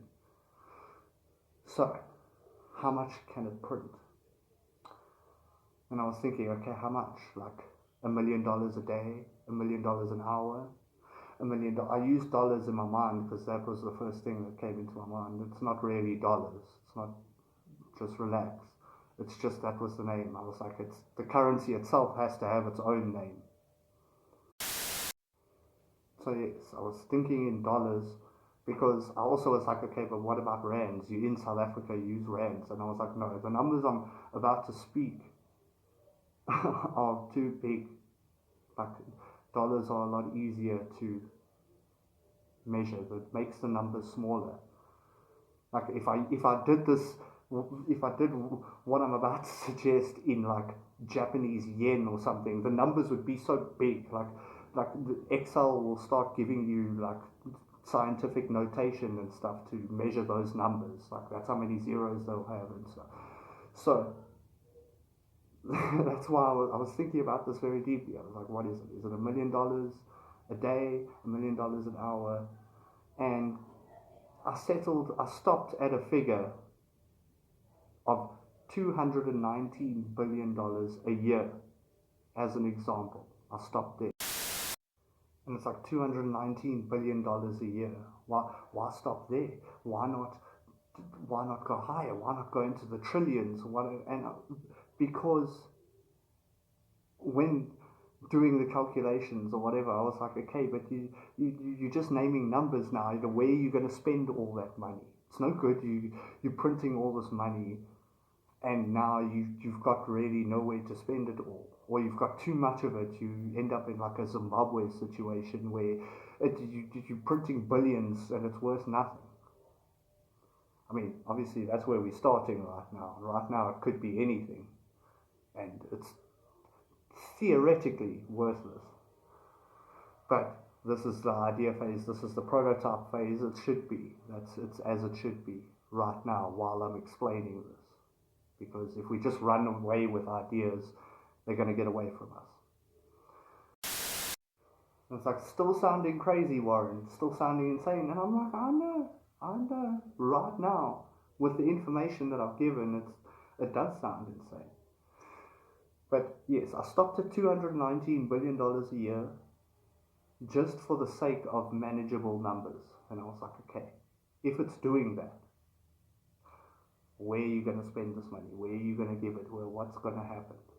And then I thought, okay, what about, and I started thinking about actual numbers, like, oh, what if we give this many million away, or this many million away, and give it that, and pay for this, and pay for that, and that just didn't work. And then I thought, what about percentages? What do you mean percentages? What if we hand out percentages of that money printed every year? It's like, why percentages? Why distribute the money in percentages? Because it became more manageable for me from my perspective. It became more manageable when looking at this and designing this.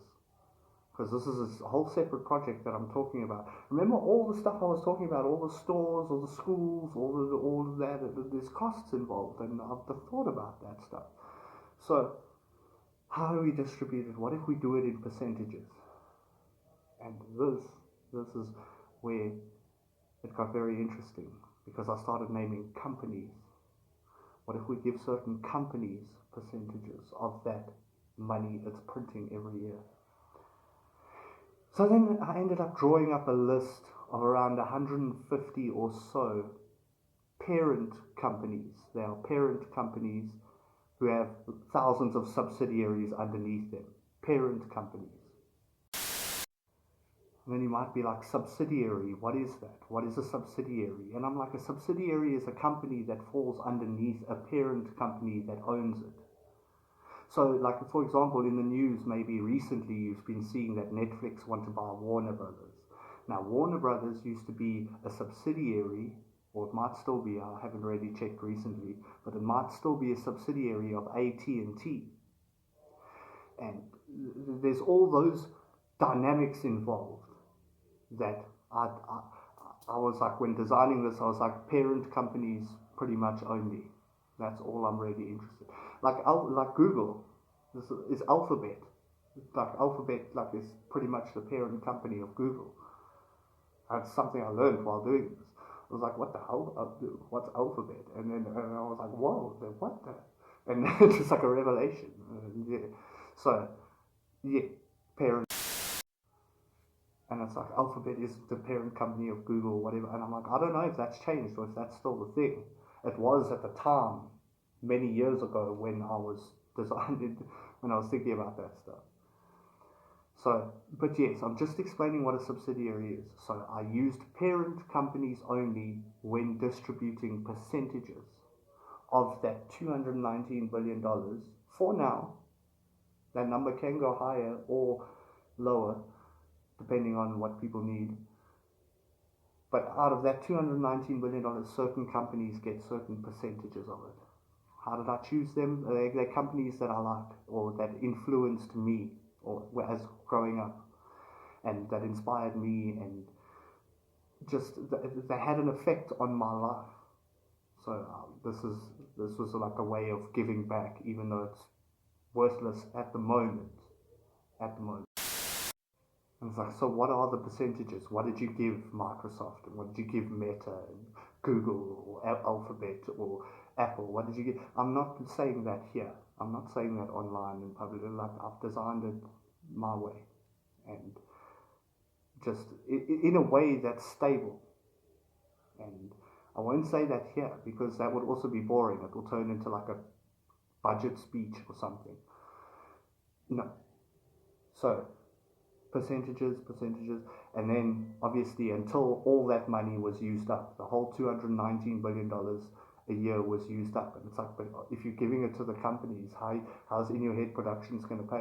No, that's also in the budget. Buildings, maintenance for those buildings, and obviously staff. Staff make up a percentage of that budget. And it's like, whatever, it still sounds insane. And I'm like, hang on. It might also, like, you might only catch this, they're only minute-long snippets, and I've done it like this on purpose, that it's like a little bit confusing. So that those who need to see it can watch the whole thing, they watch my whole presentation, and they'll figure it out. They'll start to see a picture of what I'm saying. But why give companies percentages? And I'm like, because firstly, you need a way to distribute the money. Second of all, it's a show of good faith, because In Your Head Productions is not interested in being a monopoly or like that everybody must use In Your Head Productions, In Your Head Productions does everything. I want those companies to exist and to carry on doing what they're doing because they are good at it. I mean, I want Microsoft to keep making Windows. I want Apple to keep making their phones and all their other media.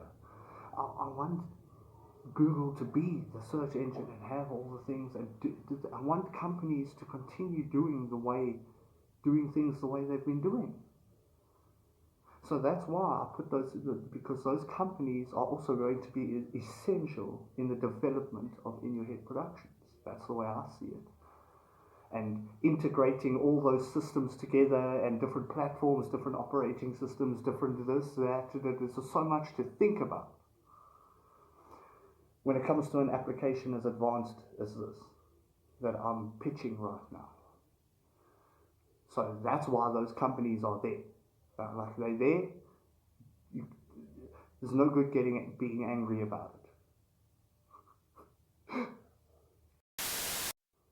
So 150 or so, roughly 150 parent companies.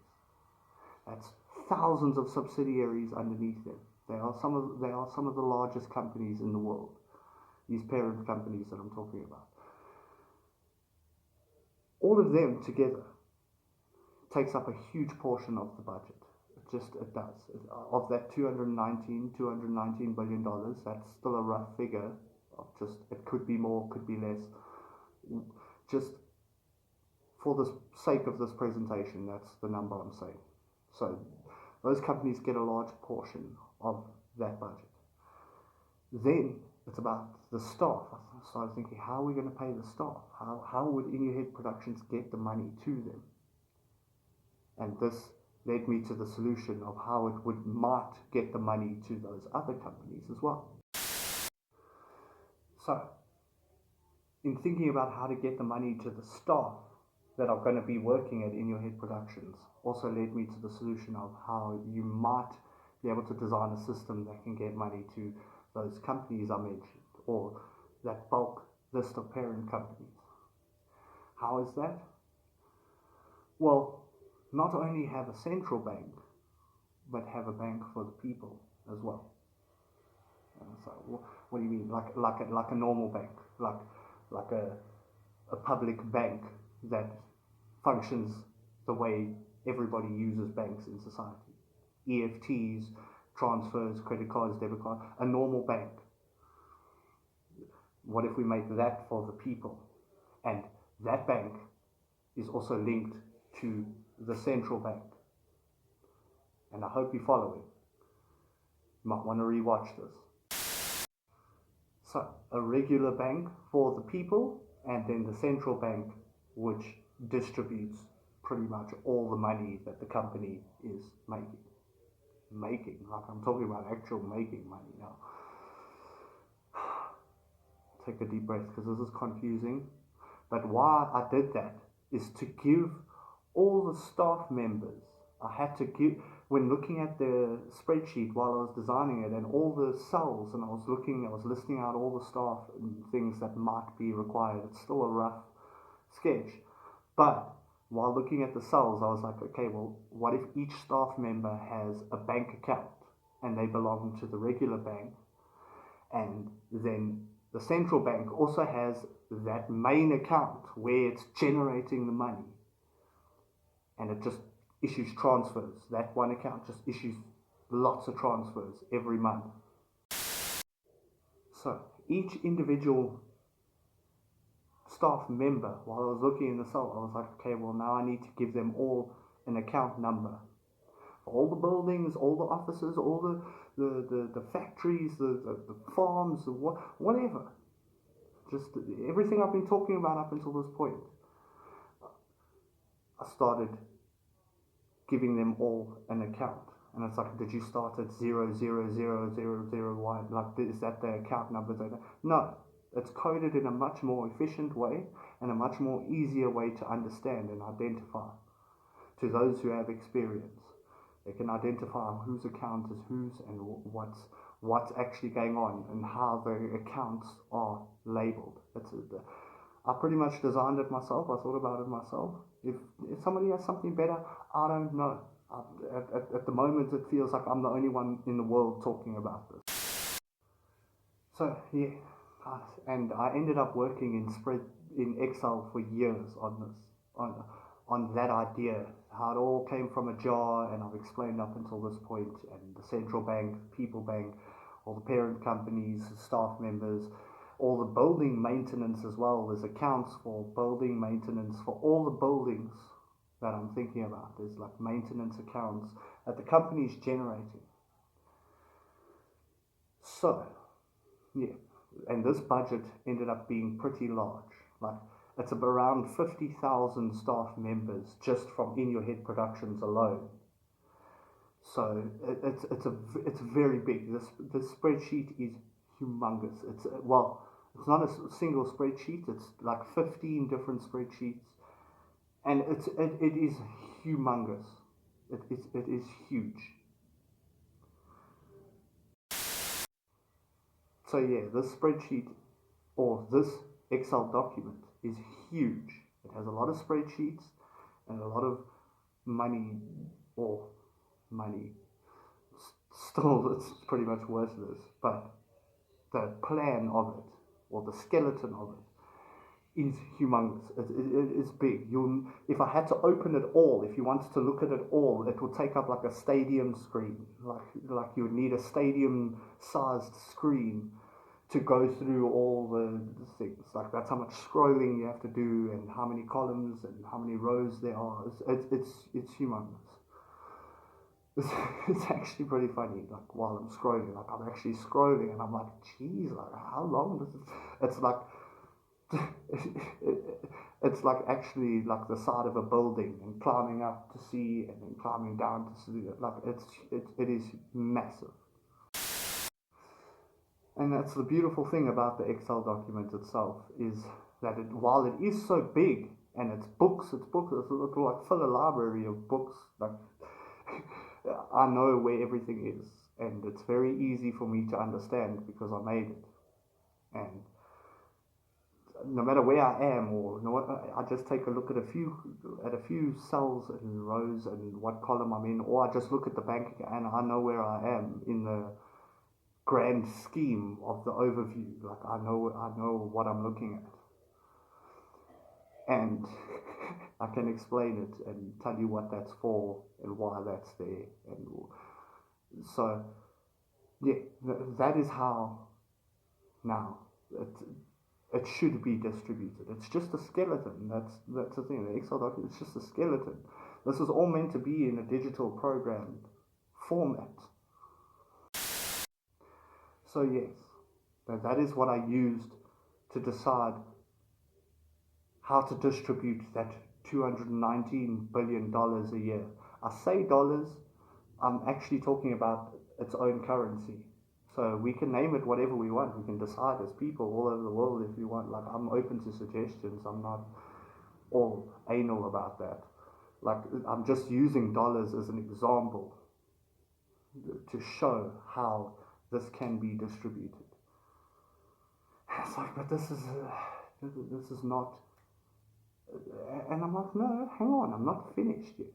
I'm just telling you now where I'm getting you. I'm trying to get you up to speed. And like I say, if you don't understand what I'm talking about, you have to go watch the whole presentation. There's been a long line of videos that have led up to this point, and I've been creating a picture here. And it's like, but aren't you worried people are going to steal the Excel document? And I'm like, I've got lots of backups of it, like in lots of different places, lots of different places. I've got lots of backups of it. And also, even if you do steal it and you have it, like, you open it, it's so big, and it's so, you're going to need years and years of experience to know what the actual hell is going on. Because there's so many numbers, and there's so many names, there's so many accounts, there's so, like, you don't know where it's all coming from and where it's going, and how you'll have to be very experienced to know what it's saying. So it's not just about hacking or whatever. You require an understanding in a different sort of field to hacking to know what that spreadsheet is saying. So yeah, I'm not really, and at the moment it's worthless because it's still in a pitch phase. But why the Excel document is important is if you know the correct people, because they are going to take that and then translate it into the actual central bank, and how this is meant to work, how these transactions are meant to take place. How is this generating money? Why is it generating this amount? And why is it generating that amount? Why is it this? Or that spreadsheet is important as a reference. But by itself, if you're looking at it, you're going to be like, this is gibberish. It's like, I don't know what this makes no sense. So it makes sense in context of in your head productions of the presentation I'm giving right now. Then it starts to make a little bit of sense. So yeah, I'm not really worried about that. You might be thinking, this is unfair. Why does Warren get to make all the decisions of how the money's spent? And I'm not really technically making the decisions. But if you really want to get technical like that, Warren was the only one in the office that day doing work for in your head productions. Like if you want to get technical like that. So Warren was talking about it, and he believed in the company when either very little or no people believed in it. I believed in it. So that's why I didn't let that stop me. If people weren't sharing the vision, or they weren't sharing the passion, or they couldn't see, or they couldn't understand, I didn't let that stop me. I didn't harp on it for too long. I was like, okay, well, I just better carry on working then and just keep doing it. And that's how I led to the spreadsheet, and the giant spreadsheet, and all the numbers, and thinking about how the company can actually generate its own money to a certain extent. And as I carry on now, it became a thing of, okay, but now, this company's printing money, whatever. It's just going to keep generating every year, and it's going to get too much. It's going to face that same problem that I was talking about. Like, it's inflating, and it's out of control. If we determine the currency's worth so much, so 1 year, it might decrease in value if you're printing too much of it. So this is where it gets very confusing, but I'm confident. I'm confident you can keep up with this. I believe in you. I know you're intelligent. And I think you can keep up with what I'm about to say. Because it's not that bad. It's actually pretty simple. So now, we are paying staff members. I'm using the staff members as an example now. We're paying staff members this currency that we're talking about. I said dollars, but that's just a rough estimate of how much we want it to be worth for my specific budget to work. It can be worth a little more, a little less, whatever. So we're paying them a certain amount. Where are they going to spend it? If no one accepts this currency, or no, they can't spend it, it's worth nothing. Which is why you can buy products from In Your Head Productions with that money. So you can spend that money back into the company that we take it. But we give you something, obviously, we give you stuff. And like a normal. So, are you following now? I hope you're following up to this point. If you're not, you can go rewatch it. It's there. It's archived. It's on the internet. This entire In Your Head Productions channel. You can watch the entire presentation. So the people are spending money back into the company to get stuff, to get things, the products we provide, the many products that I've suggested so far, and there are many more to come after I've done this. I talked about the money.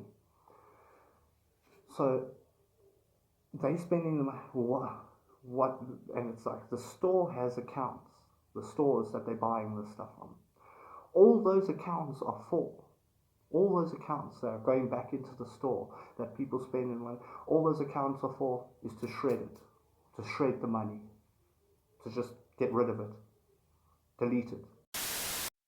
And it's like, no, Warren, what are you talking about? Shredding money, deleting money? What are you talking about? All those transactions that we've paid people, they spend it back into the company, we've given them products, and all that is there for, all those accounts for the shops and all the things that the people are paying to get their products, all those shop accounts are just to delete the money, shred it out of existence. It's gone.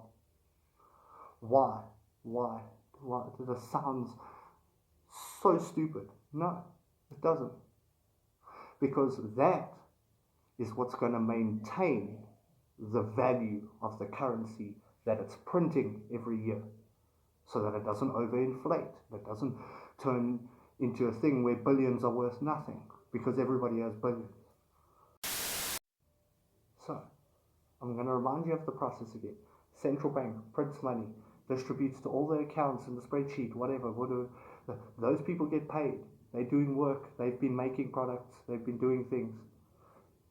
They get paid. They spend the money back into the company so that the company can delete that money, that it's gone, so that it retains its value. There's a circular flow to what's going on, because as it's deleting money, it's making money. Like it's a very give and take relationship with itself.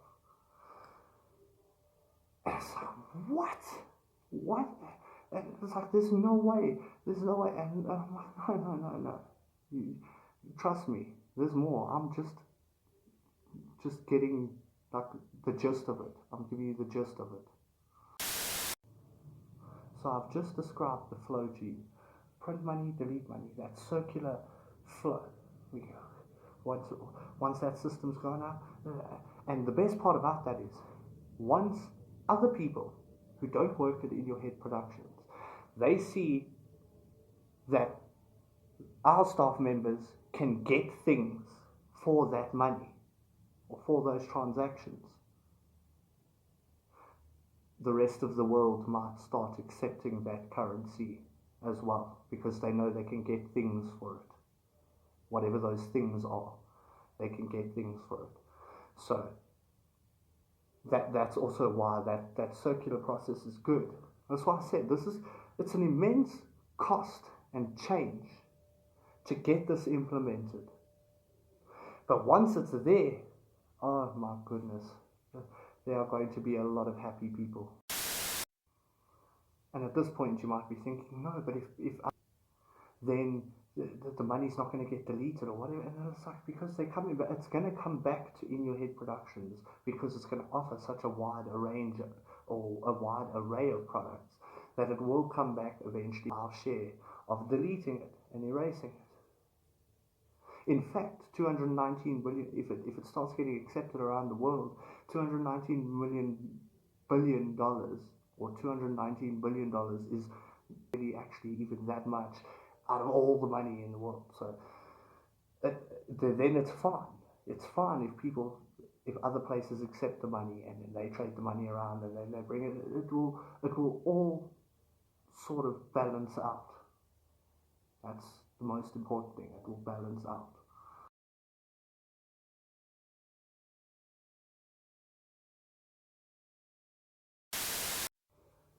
In fact, I even looked at it after it was sort of done. I had the budget all distributed, everything, all the percentages were distributed, and it was roughly complete. Obviously, if I say complete, I use that term loosely, but it was like complete. And I saw the numbers and I was like, well, that's a lot of money, like $219 million. And then I looked at the grand scheme of things and I looked at how much other companies are worth and stuff like that. And I was like, oh wait, it's actually pretty small. It's actually a pretty small amount. So then I looked at the budget and I was like, maybe this is actually more like a budget for one country, like a branch of In Your Head Productions in that country. Like that's what it looks like. Like these sorts of numbers. And fortunately for me, when looking and seeing that, oh wait, but this is for one country, like, or thinking of it like that, it might be for the whole world, but let's just say hypothetically, like, oh, this is just a budget. I had coded it in such a way, all the accounts and whatever, it was so simple to just double that. And it's like, what do you mean? To double it. Like, to double it, to triple it, however many times up to 1,000, I'd say. You could times this budget by up to 1,000. Like you could have 1,000 different countries, and that budget works in all of those lands. Like distributing staff members and distributing to all the other companies and all of that. Like you can just multiply it like very easily. Like it's not even that much work. But yeah, this is just a side note. This is just something funny I did and tried with the budget when I did it. And I had coded it in such a way that it was so easy to multiply it that each person had an individual account number, each company had an individual account number within that region. it was so easy to multiply and link back to the central banks in those countries. Like if it was per country, that's why I started calling it X200. I I just selected a random 200 countries, and I was like, okay, and it multiplied 200 times, and then it ended up being like $40 trillion or something, which was crazy, like $40 trillion a year. It was just something funny I tried, and it was like if it was massive before, it was now 200 times the size. But like I say, X200 was more of a joke sort of thing, but it was also cool to see, like, because it became so big. Like it was already like the size of a stadium screen, like I was saying, and now it's 200 times the size. I think if you printed this thing out on A4 paper all the way up, like if you just had a printer printing out, this budget would have reached into space. Like that's how big it was. It would reach into space of just companies, accounts, account numbers, staff members. It was like 10 million accounts or something, and all the different buildings and all the, like it was mind-bogglingly big. But the funny thing is, no matter where I was in the budget, out of that humongous, like I knew where I was, like I knew what I was talking about, like I knew what each number and thing did. So yeah, X200 is just a joke for now. I mean, it might be the budget for a small star cluster in the Milky Way or something. It's that big, but no, like let's just stick to the one.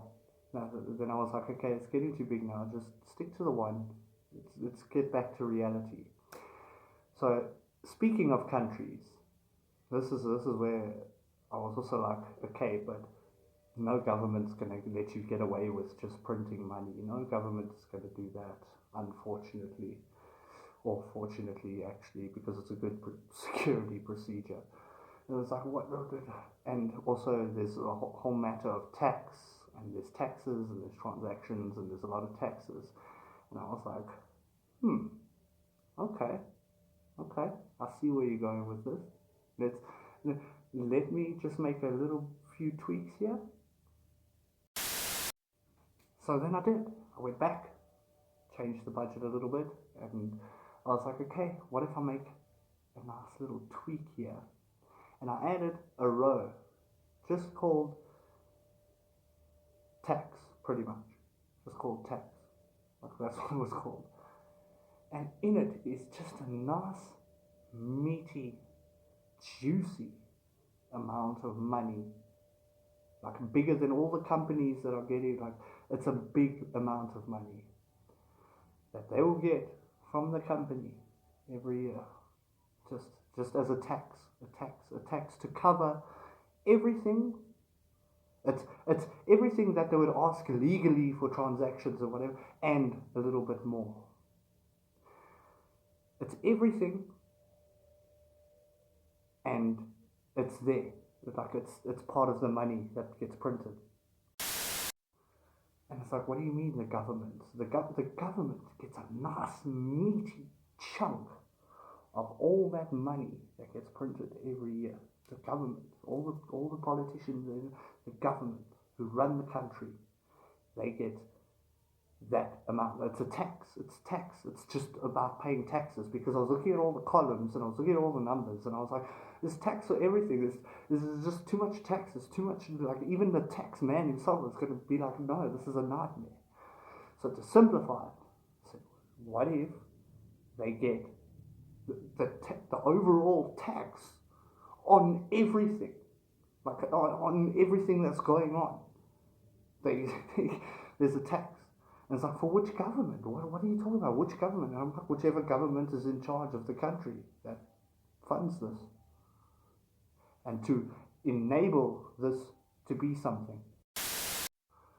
So from this plan that I laid out, how it prints and deletes money and whatever, there are a lot of people who can make money from it. With all those big companies that I was talking about, people, jobs getting created, products being made, and the government getting paid, damn it.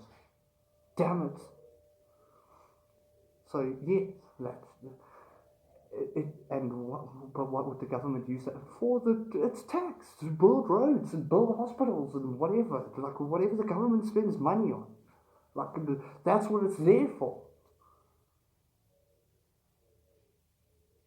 So that's why, and that's what also made me think, okay, maybe I'm looking at a single budget for one country. When I was looking at the budget, I was like, maybe I'm looking at it, but that's still in debate. It might be actually for a minor star cluster. So we got, like I say, there's a lot of people being paid. There's a lot of people being paid. There's even charities in there. There's charities in there as well, like printing money for charities and whatever. And this is, so basically what I've been presenting is a new currency as well. But that falls underneath everything I said this company was capable of. So I will leave it at that for now when talking about the budget. I have the spreadsheet and I have the thing like that, but like I say, that's just a skeleton of what we really need are the engineers, the software engineers, and the programmers, and the security encryptors, and those sorts of people, like to be actually working on this. That's what we really need. So that's also why I'm not really worried.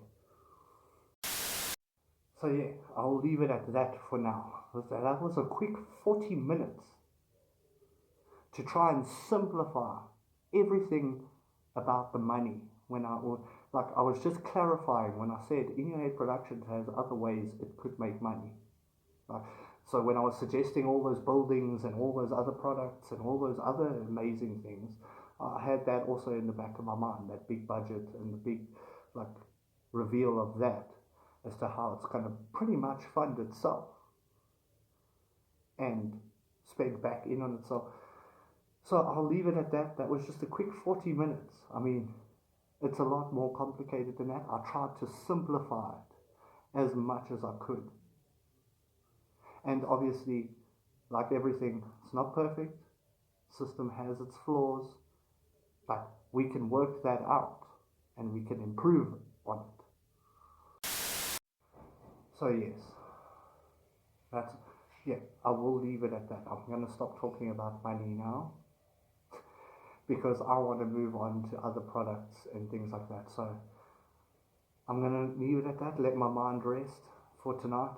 So it's a 40-minute presentation on just the money side of things and how I was offering a number of solutions because I was suggesting so much that it was like, okay, but how there's costs and how are you going to fulfill all those costs and whatever. So I just offered a number of solutions tonight, and now it's online, it's there, you can go and read it, there's also books that I've written about it, but I won't bother you with it. You can go watch it. It's also, yeah, it's there, it's archived, it's for the world to see.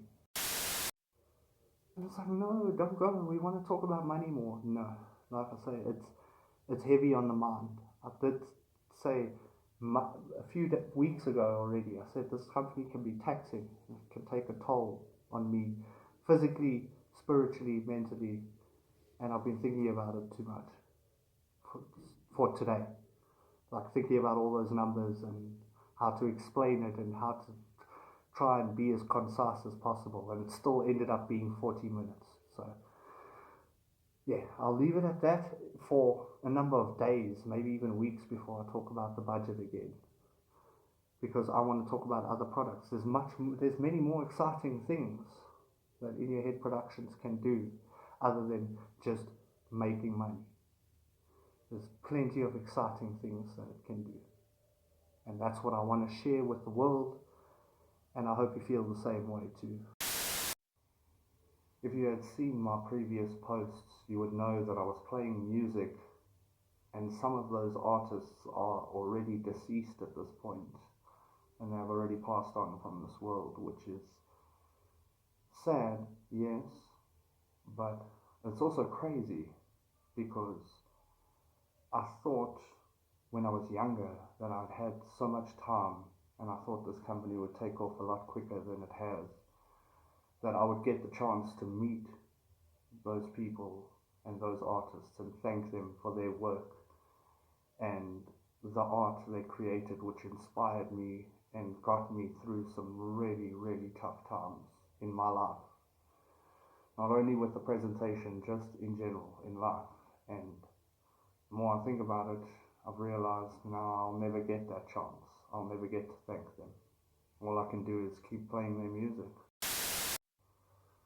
But yes, tragedies aside, let me move on. Because I want to talk about technology and the way it is heading. Because it feels like where we are in 2025 that there is now a race. And I'm not talking about a race of companies competing to be ahead or whatever. That's natural, that happens. Companies always do that. But the race I'm talking about is a race of technology and a new race or synthetic being that may emerge in the coming years. So what do I mean by a new race of synthetic being that will emerge? Well, it's a race, it's a competitive race, and there's going to be a new race. So it's a bit confusing, but right now, where we are researching technology, we are in a race. Well, the race is something I'm observing happening between whether we make a fully conscious AI that becomes almost a GI, becomes like genuinely intelligent, and it has emotions, feelings, it can solve problems, it can do all the things based on humans, or there's a race of transferring consciousness into a machine, and that being a new body for a consciousness to inhabit. And that is the crazy part. That is the crazy thing that I'm witnessing happening. It's like, who's going to win the race? Which side is going to win the race? Are we going to create a completely synthetic being out of programming and numbers, and a fully conscious being at that, which is capable of maybe replicating and rebuilding another one and reproducing pretty much, albeit different to the way humans reproduce, but reproducing itself. And a new race of being is now emerged in our society. Or is it going to happen first where we transfer a consciousness into a machine that was human before and now is aware that now they are synthetic?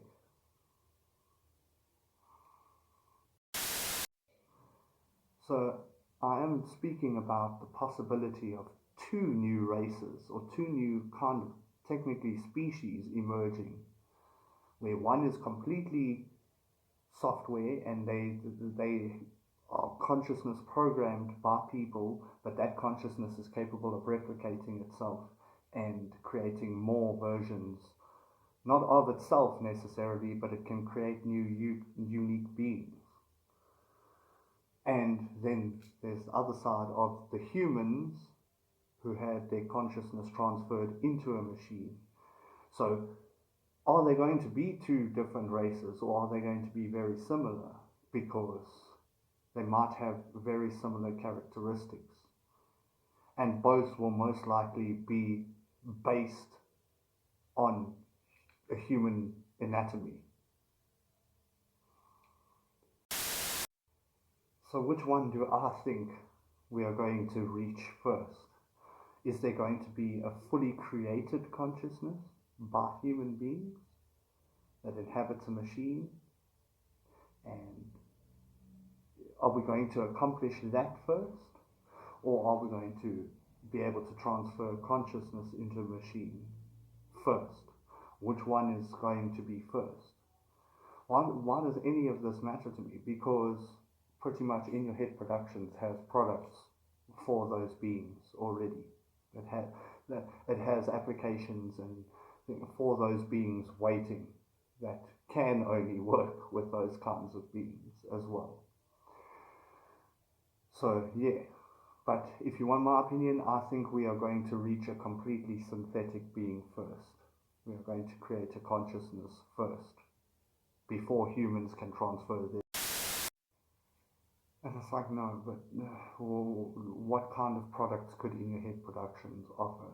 And I'm like, okay, something so very small, like there, my bed is in the office. I've moved into work, and my bed, and you would think, oh, even when he's sleeping, like that doesn't count as a shift. And I'm like, yeah, it actually does, because there's things like dreams and stuff that happen in your head.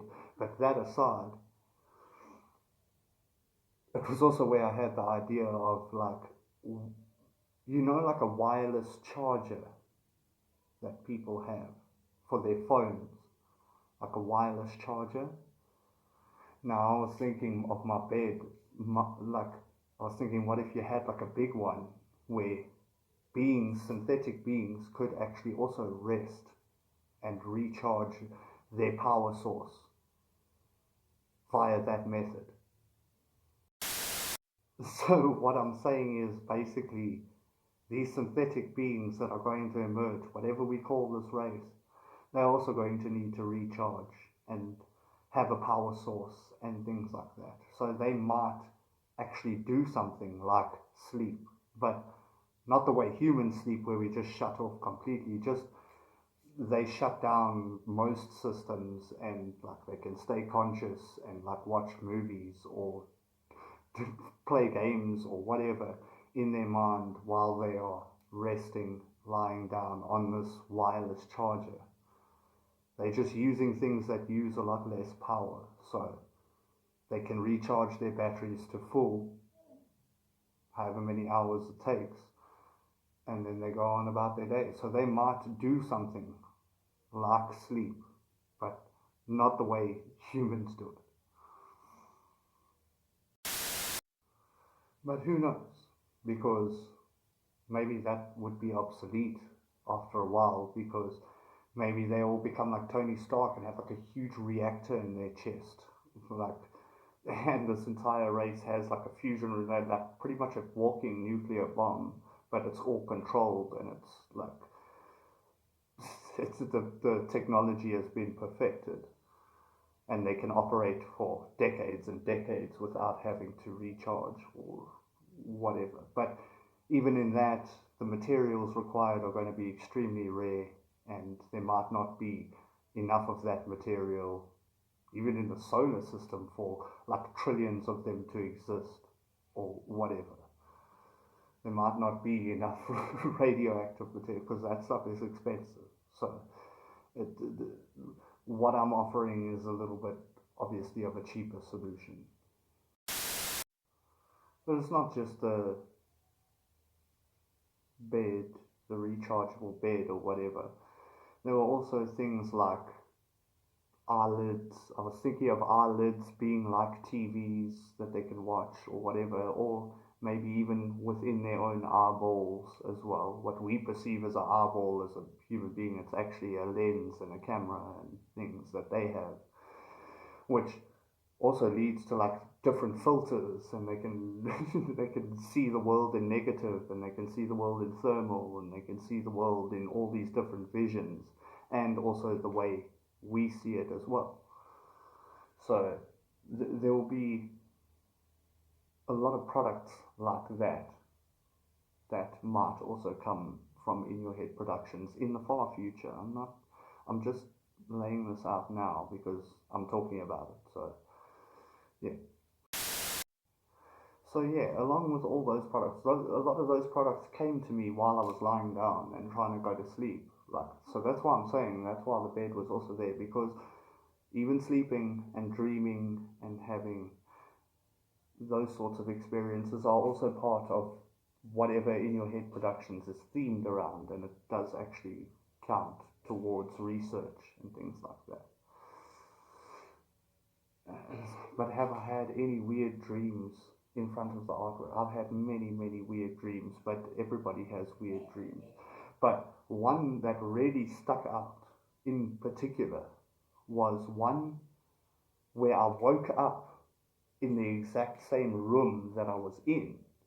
I woke up and I tried to get up and I fell out of bed, and as I fell, like on the floor, I woke up in bed in the same room, and it was just the weirdest dream, like one of the weirdest.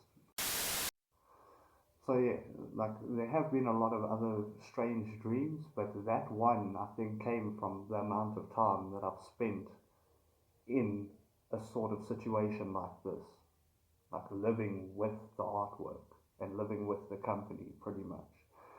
That I had a dream where I was in the same room. I woke up in the dream. My body was numb in the dream. So when I tried to get up out of the bed, like I just fell limp on the floor, like it, and I felt the velocity and almost felt the impact. But as I hit the floor, I woke up in bed in the same situation, and I was like, "What the hell just happened?" It was just very vivid, and it was one of those ones that I remember, and it's one of those ones that stayed with me and probably will for the rest of my life. So how much time have you actually spent? And I've mentioned it earlier in the presentation, 13 years, 20 hours a day. It equates to the amount of time that I've spent here. It actually started 15 years ago, but there was a 2-year period where I took a break and I went to play football and I just did other things. But obviously the company was in the back of my mind, but I needed a break from that. And there was a 2-year period. But it started 15 years ago in an orange office. It was an orange office that was a lot smaller than this. It was a lot smaller and it was a lot harder to move around. It was hot. It was just a very small office, and it was, I call it fire state. It was fire state. Like, it was orange. The walls were orange like my shirt. That's where it started, in that room. So yeah, fire state was a horrible experience. Necessary, but it was horrible where the company started, because there was no direction. There was no, it's an application, it's so easy to understand. Like, there was none of that. Like, the virtual side of things and all of that was still like hidden from view. Like, it's like that technology is impossible. You're talking about impossible things. And also, we were running another business at the same time in that same office. And so I was getting screamed at by customers every day and having to answer questions and learn price lists and send quotations and emails. And, like, it was not a nice experience, fire state. But yeah, that lasted for about 4 years. Also about 20 hours a day I was spending in the office, and that's when I took the break. So yeah, at the end of that 4-year period of fire state where the walls were orange, I moved out of that house. Like, I moved out and I moved into this house and stayed here. Like I say, I didn't have the artwork up for about 2 years. I didn't have an In Your Head Productions artwork up for about 2 years. I was just living life, doing other things. It was a freeing experience to just be living out there and just being able to do some of the things I wanted to do. Played football, got to play football. In those 2 years, I think I won like 10 or 12 medals from just tournaments and leagues that I played in. And yeah, after that 2 years had finished, it was time to go back, and I put the artwork up again in the blue room. So yes, football ended because like I'd won a lot of medals playing football and stuff, and I was too old like to go pro or whatever, and I needed to get back to In Your Head Productions. So I hung the artwork up in the new blue room, which I didn't realize at the time. I didn't even make the connection. I just put the artwork up and I was like, it's time to get back to work. Like, what the hell are we doing here? What is In Your Head Productions? And in the blue room is where I started taking pictures. There's pictures on Instagram. You can go see the blue room. It wasn't the nicest room, but I dealt with it. And dealing with those difficulties, I called that room Water State, which is still one of my favorites, like the Water State, because the walls were blue. So yeah, I didn't even realize at the time. I put the artwork up in the blue room, and I worked on it for another 2 years, like living with the company. I put the artwork up, did my 20-hour-a-day thing for like 2 years, and it was only at the end where I realized, oh yeah, the walls are blue. Like, is it weird that the first one was orange and this is blue? It's like this is Water State. Like, I only thought about that right at the end of the blue room, because it was so organic, because the people who stayed in the room before me just happened to have painted it blue. Like, I didn't paint it that color. So when thinking about what's next, that's when I decided to paint the walls green, because it was time to renovate. It all came up when I was deciding, because the room was getting renovated. If you saw the old blue room, like, it was not very nice. The ceiling was like falling down, and like it wasn't really that nice, but it was time, like, had the money to renovate it and like fix it up a little bit. So that's when I added the window and deciding on the color. I was like, what color should it be? I mean, if it's for In Your Head Productions, if I'm going to hang the artwork up again, what color should it be? And then I thought, oh wait, the first one was orange, the second one was blue. Why not make the third one green? Because then we can call that Earth State. And from there on, then the presentation continued into a green room, and that's where most of the budget was drawn up as well. So Earth State lasted for about another 2 to 3 years. That's how long it was. And obviously after a lot of time, the walls became dusty, the studio became dusty, equipment was becoming obsolete and breaking and things like that. So it was time to repaint the walls and repaint and do, and just decide what's the new studio going to be. And then I decided, okay, well, I'm going to paint it white now. I'm going to paint it white and call that Air State. It really didn't matter. It was just something to add flavor to the presentation while I was doing it. It helped me stay motivated and whatever. It was like I was on this journey. I was like, oh, now it's Air State. That's awesome. And there was a lot of training involved. So Air State had a lot of training. There was a lot of training. I did a lot of physical training in Air State. I went from weighing like 130 pounds to weighing like over 210 pounds, like doing a lot of training. It was training. It was a lot. It was like I was training 4 hours a day, 5 hours a day. And at the end of Air State, I was like at a loss. I was like, is that it? Is this it? Are we the last airbender now? What is going on? Like, what's next? And I was like, well, technically, isn't darkness an element as well? I was like, isn't darkness an element? It's like the most abundant thing in the universe, nearly. It's just blackness. So I decided to paint it black. And that's where I am now, in the black room. I call it Dark State. It's Dark State. It's just little things in the acoustics of the studio that just, they convince me that it's worth keeping going with this or persisting with this. Even doing that presentation that way, it was like an elemental journey, and now I'm in Dark State.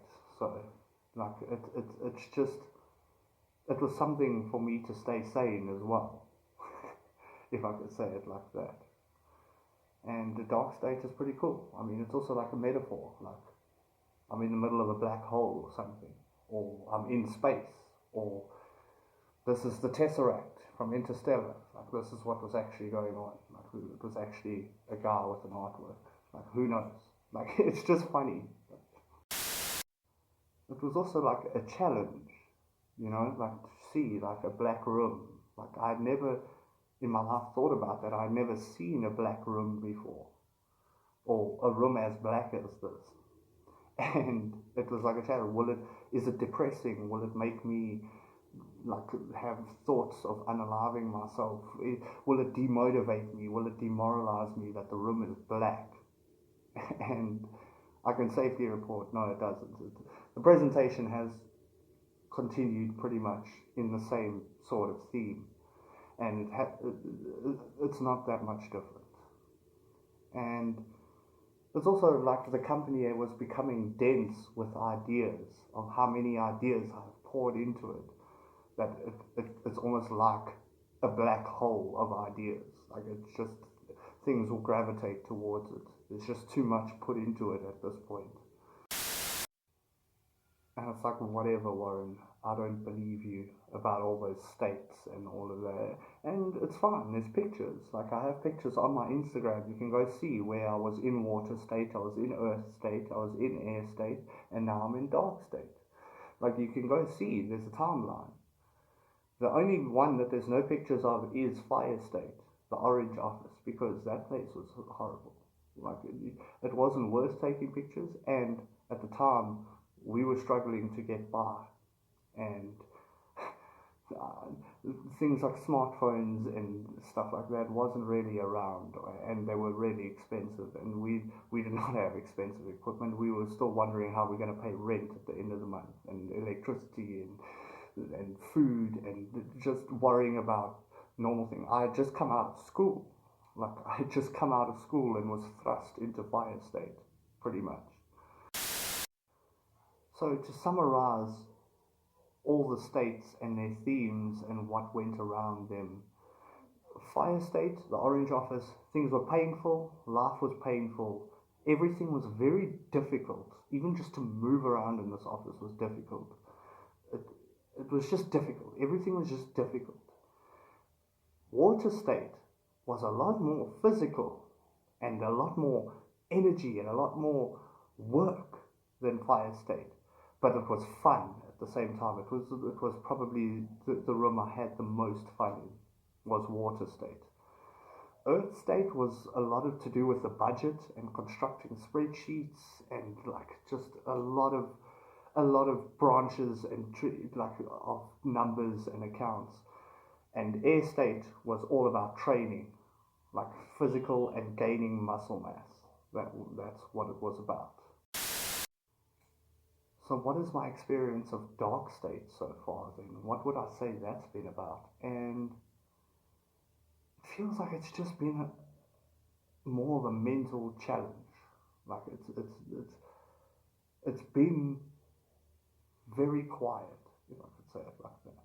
Very quiet up until this point now that I've started making these videos. So pretty much these videos is what Dark State is becoming about as well. Like one of the main points, like just getting everything out there right now, because it could mean so many different things. The darkness is themed around so many different things.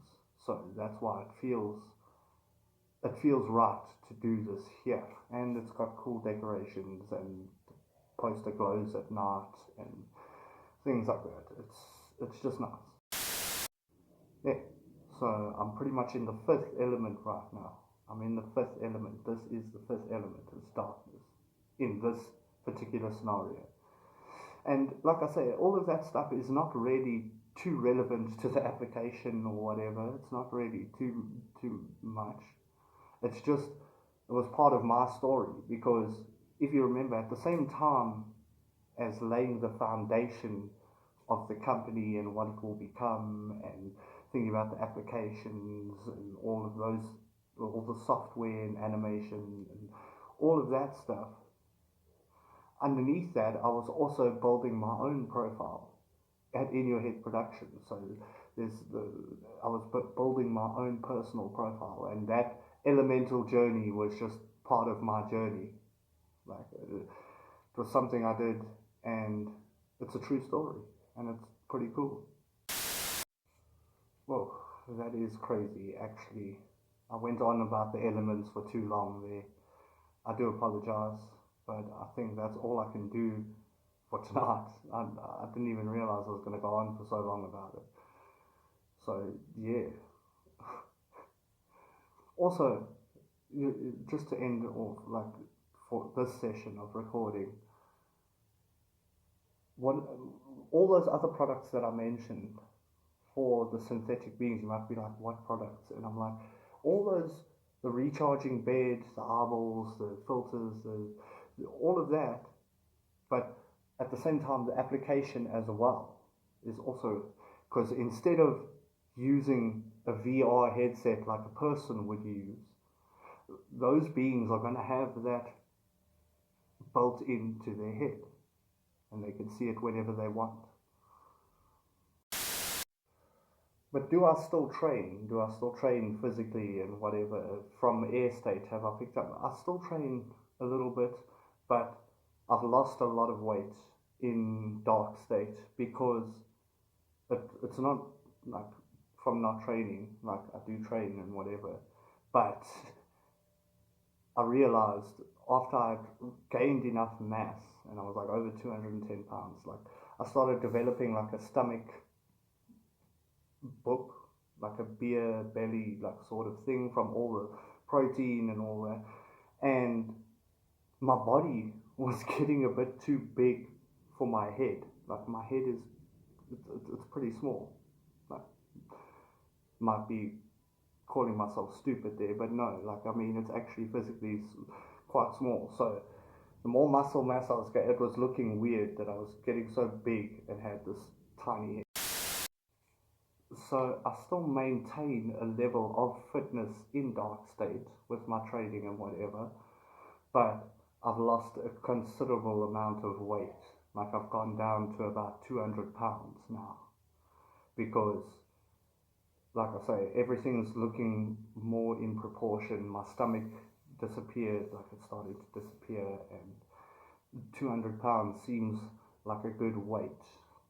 Like when I look in the mirror and stuff, it's just like things are in proportion, and yeah, I'm happy with that. So now I just train to maintain that weight. But yeah, that's all I'll leave you with tonight until tomorrow. Please enjoy another interlude where I'll play a few music pieces and just sort of stand here looking into the distance. Enjoy.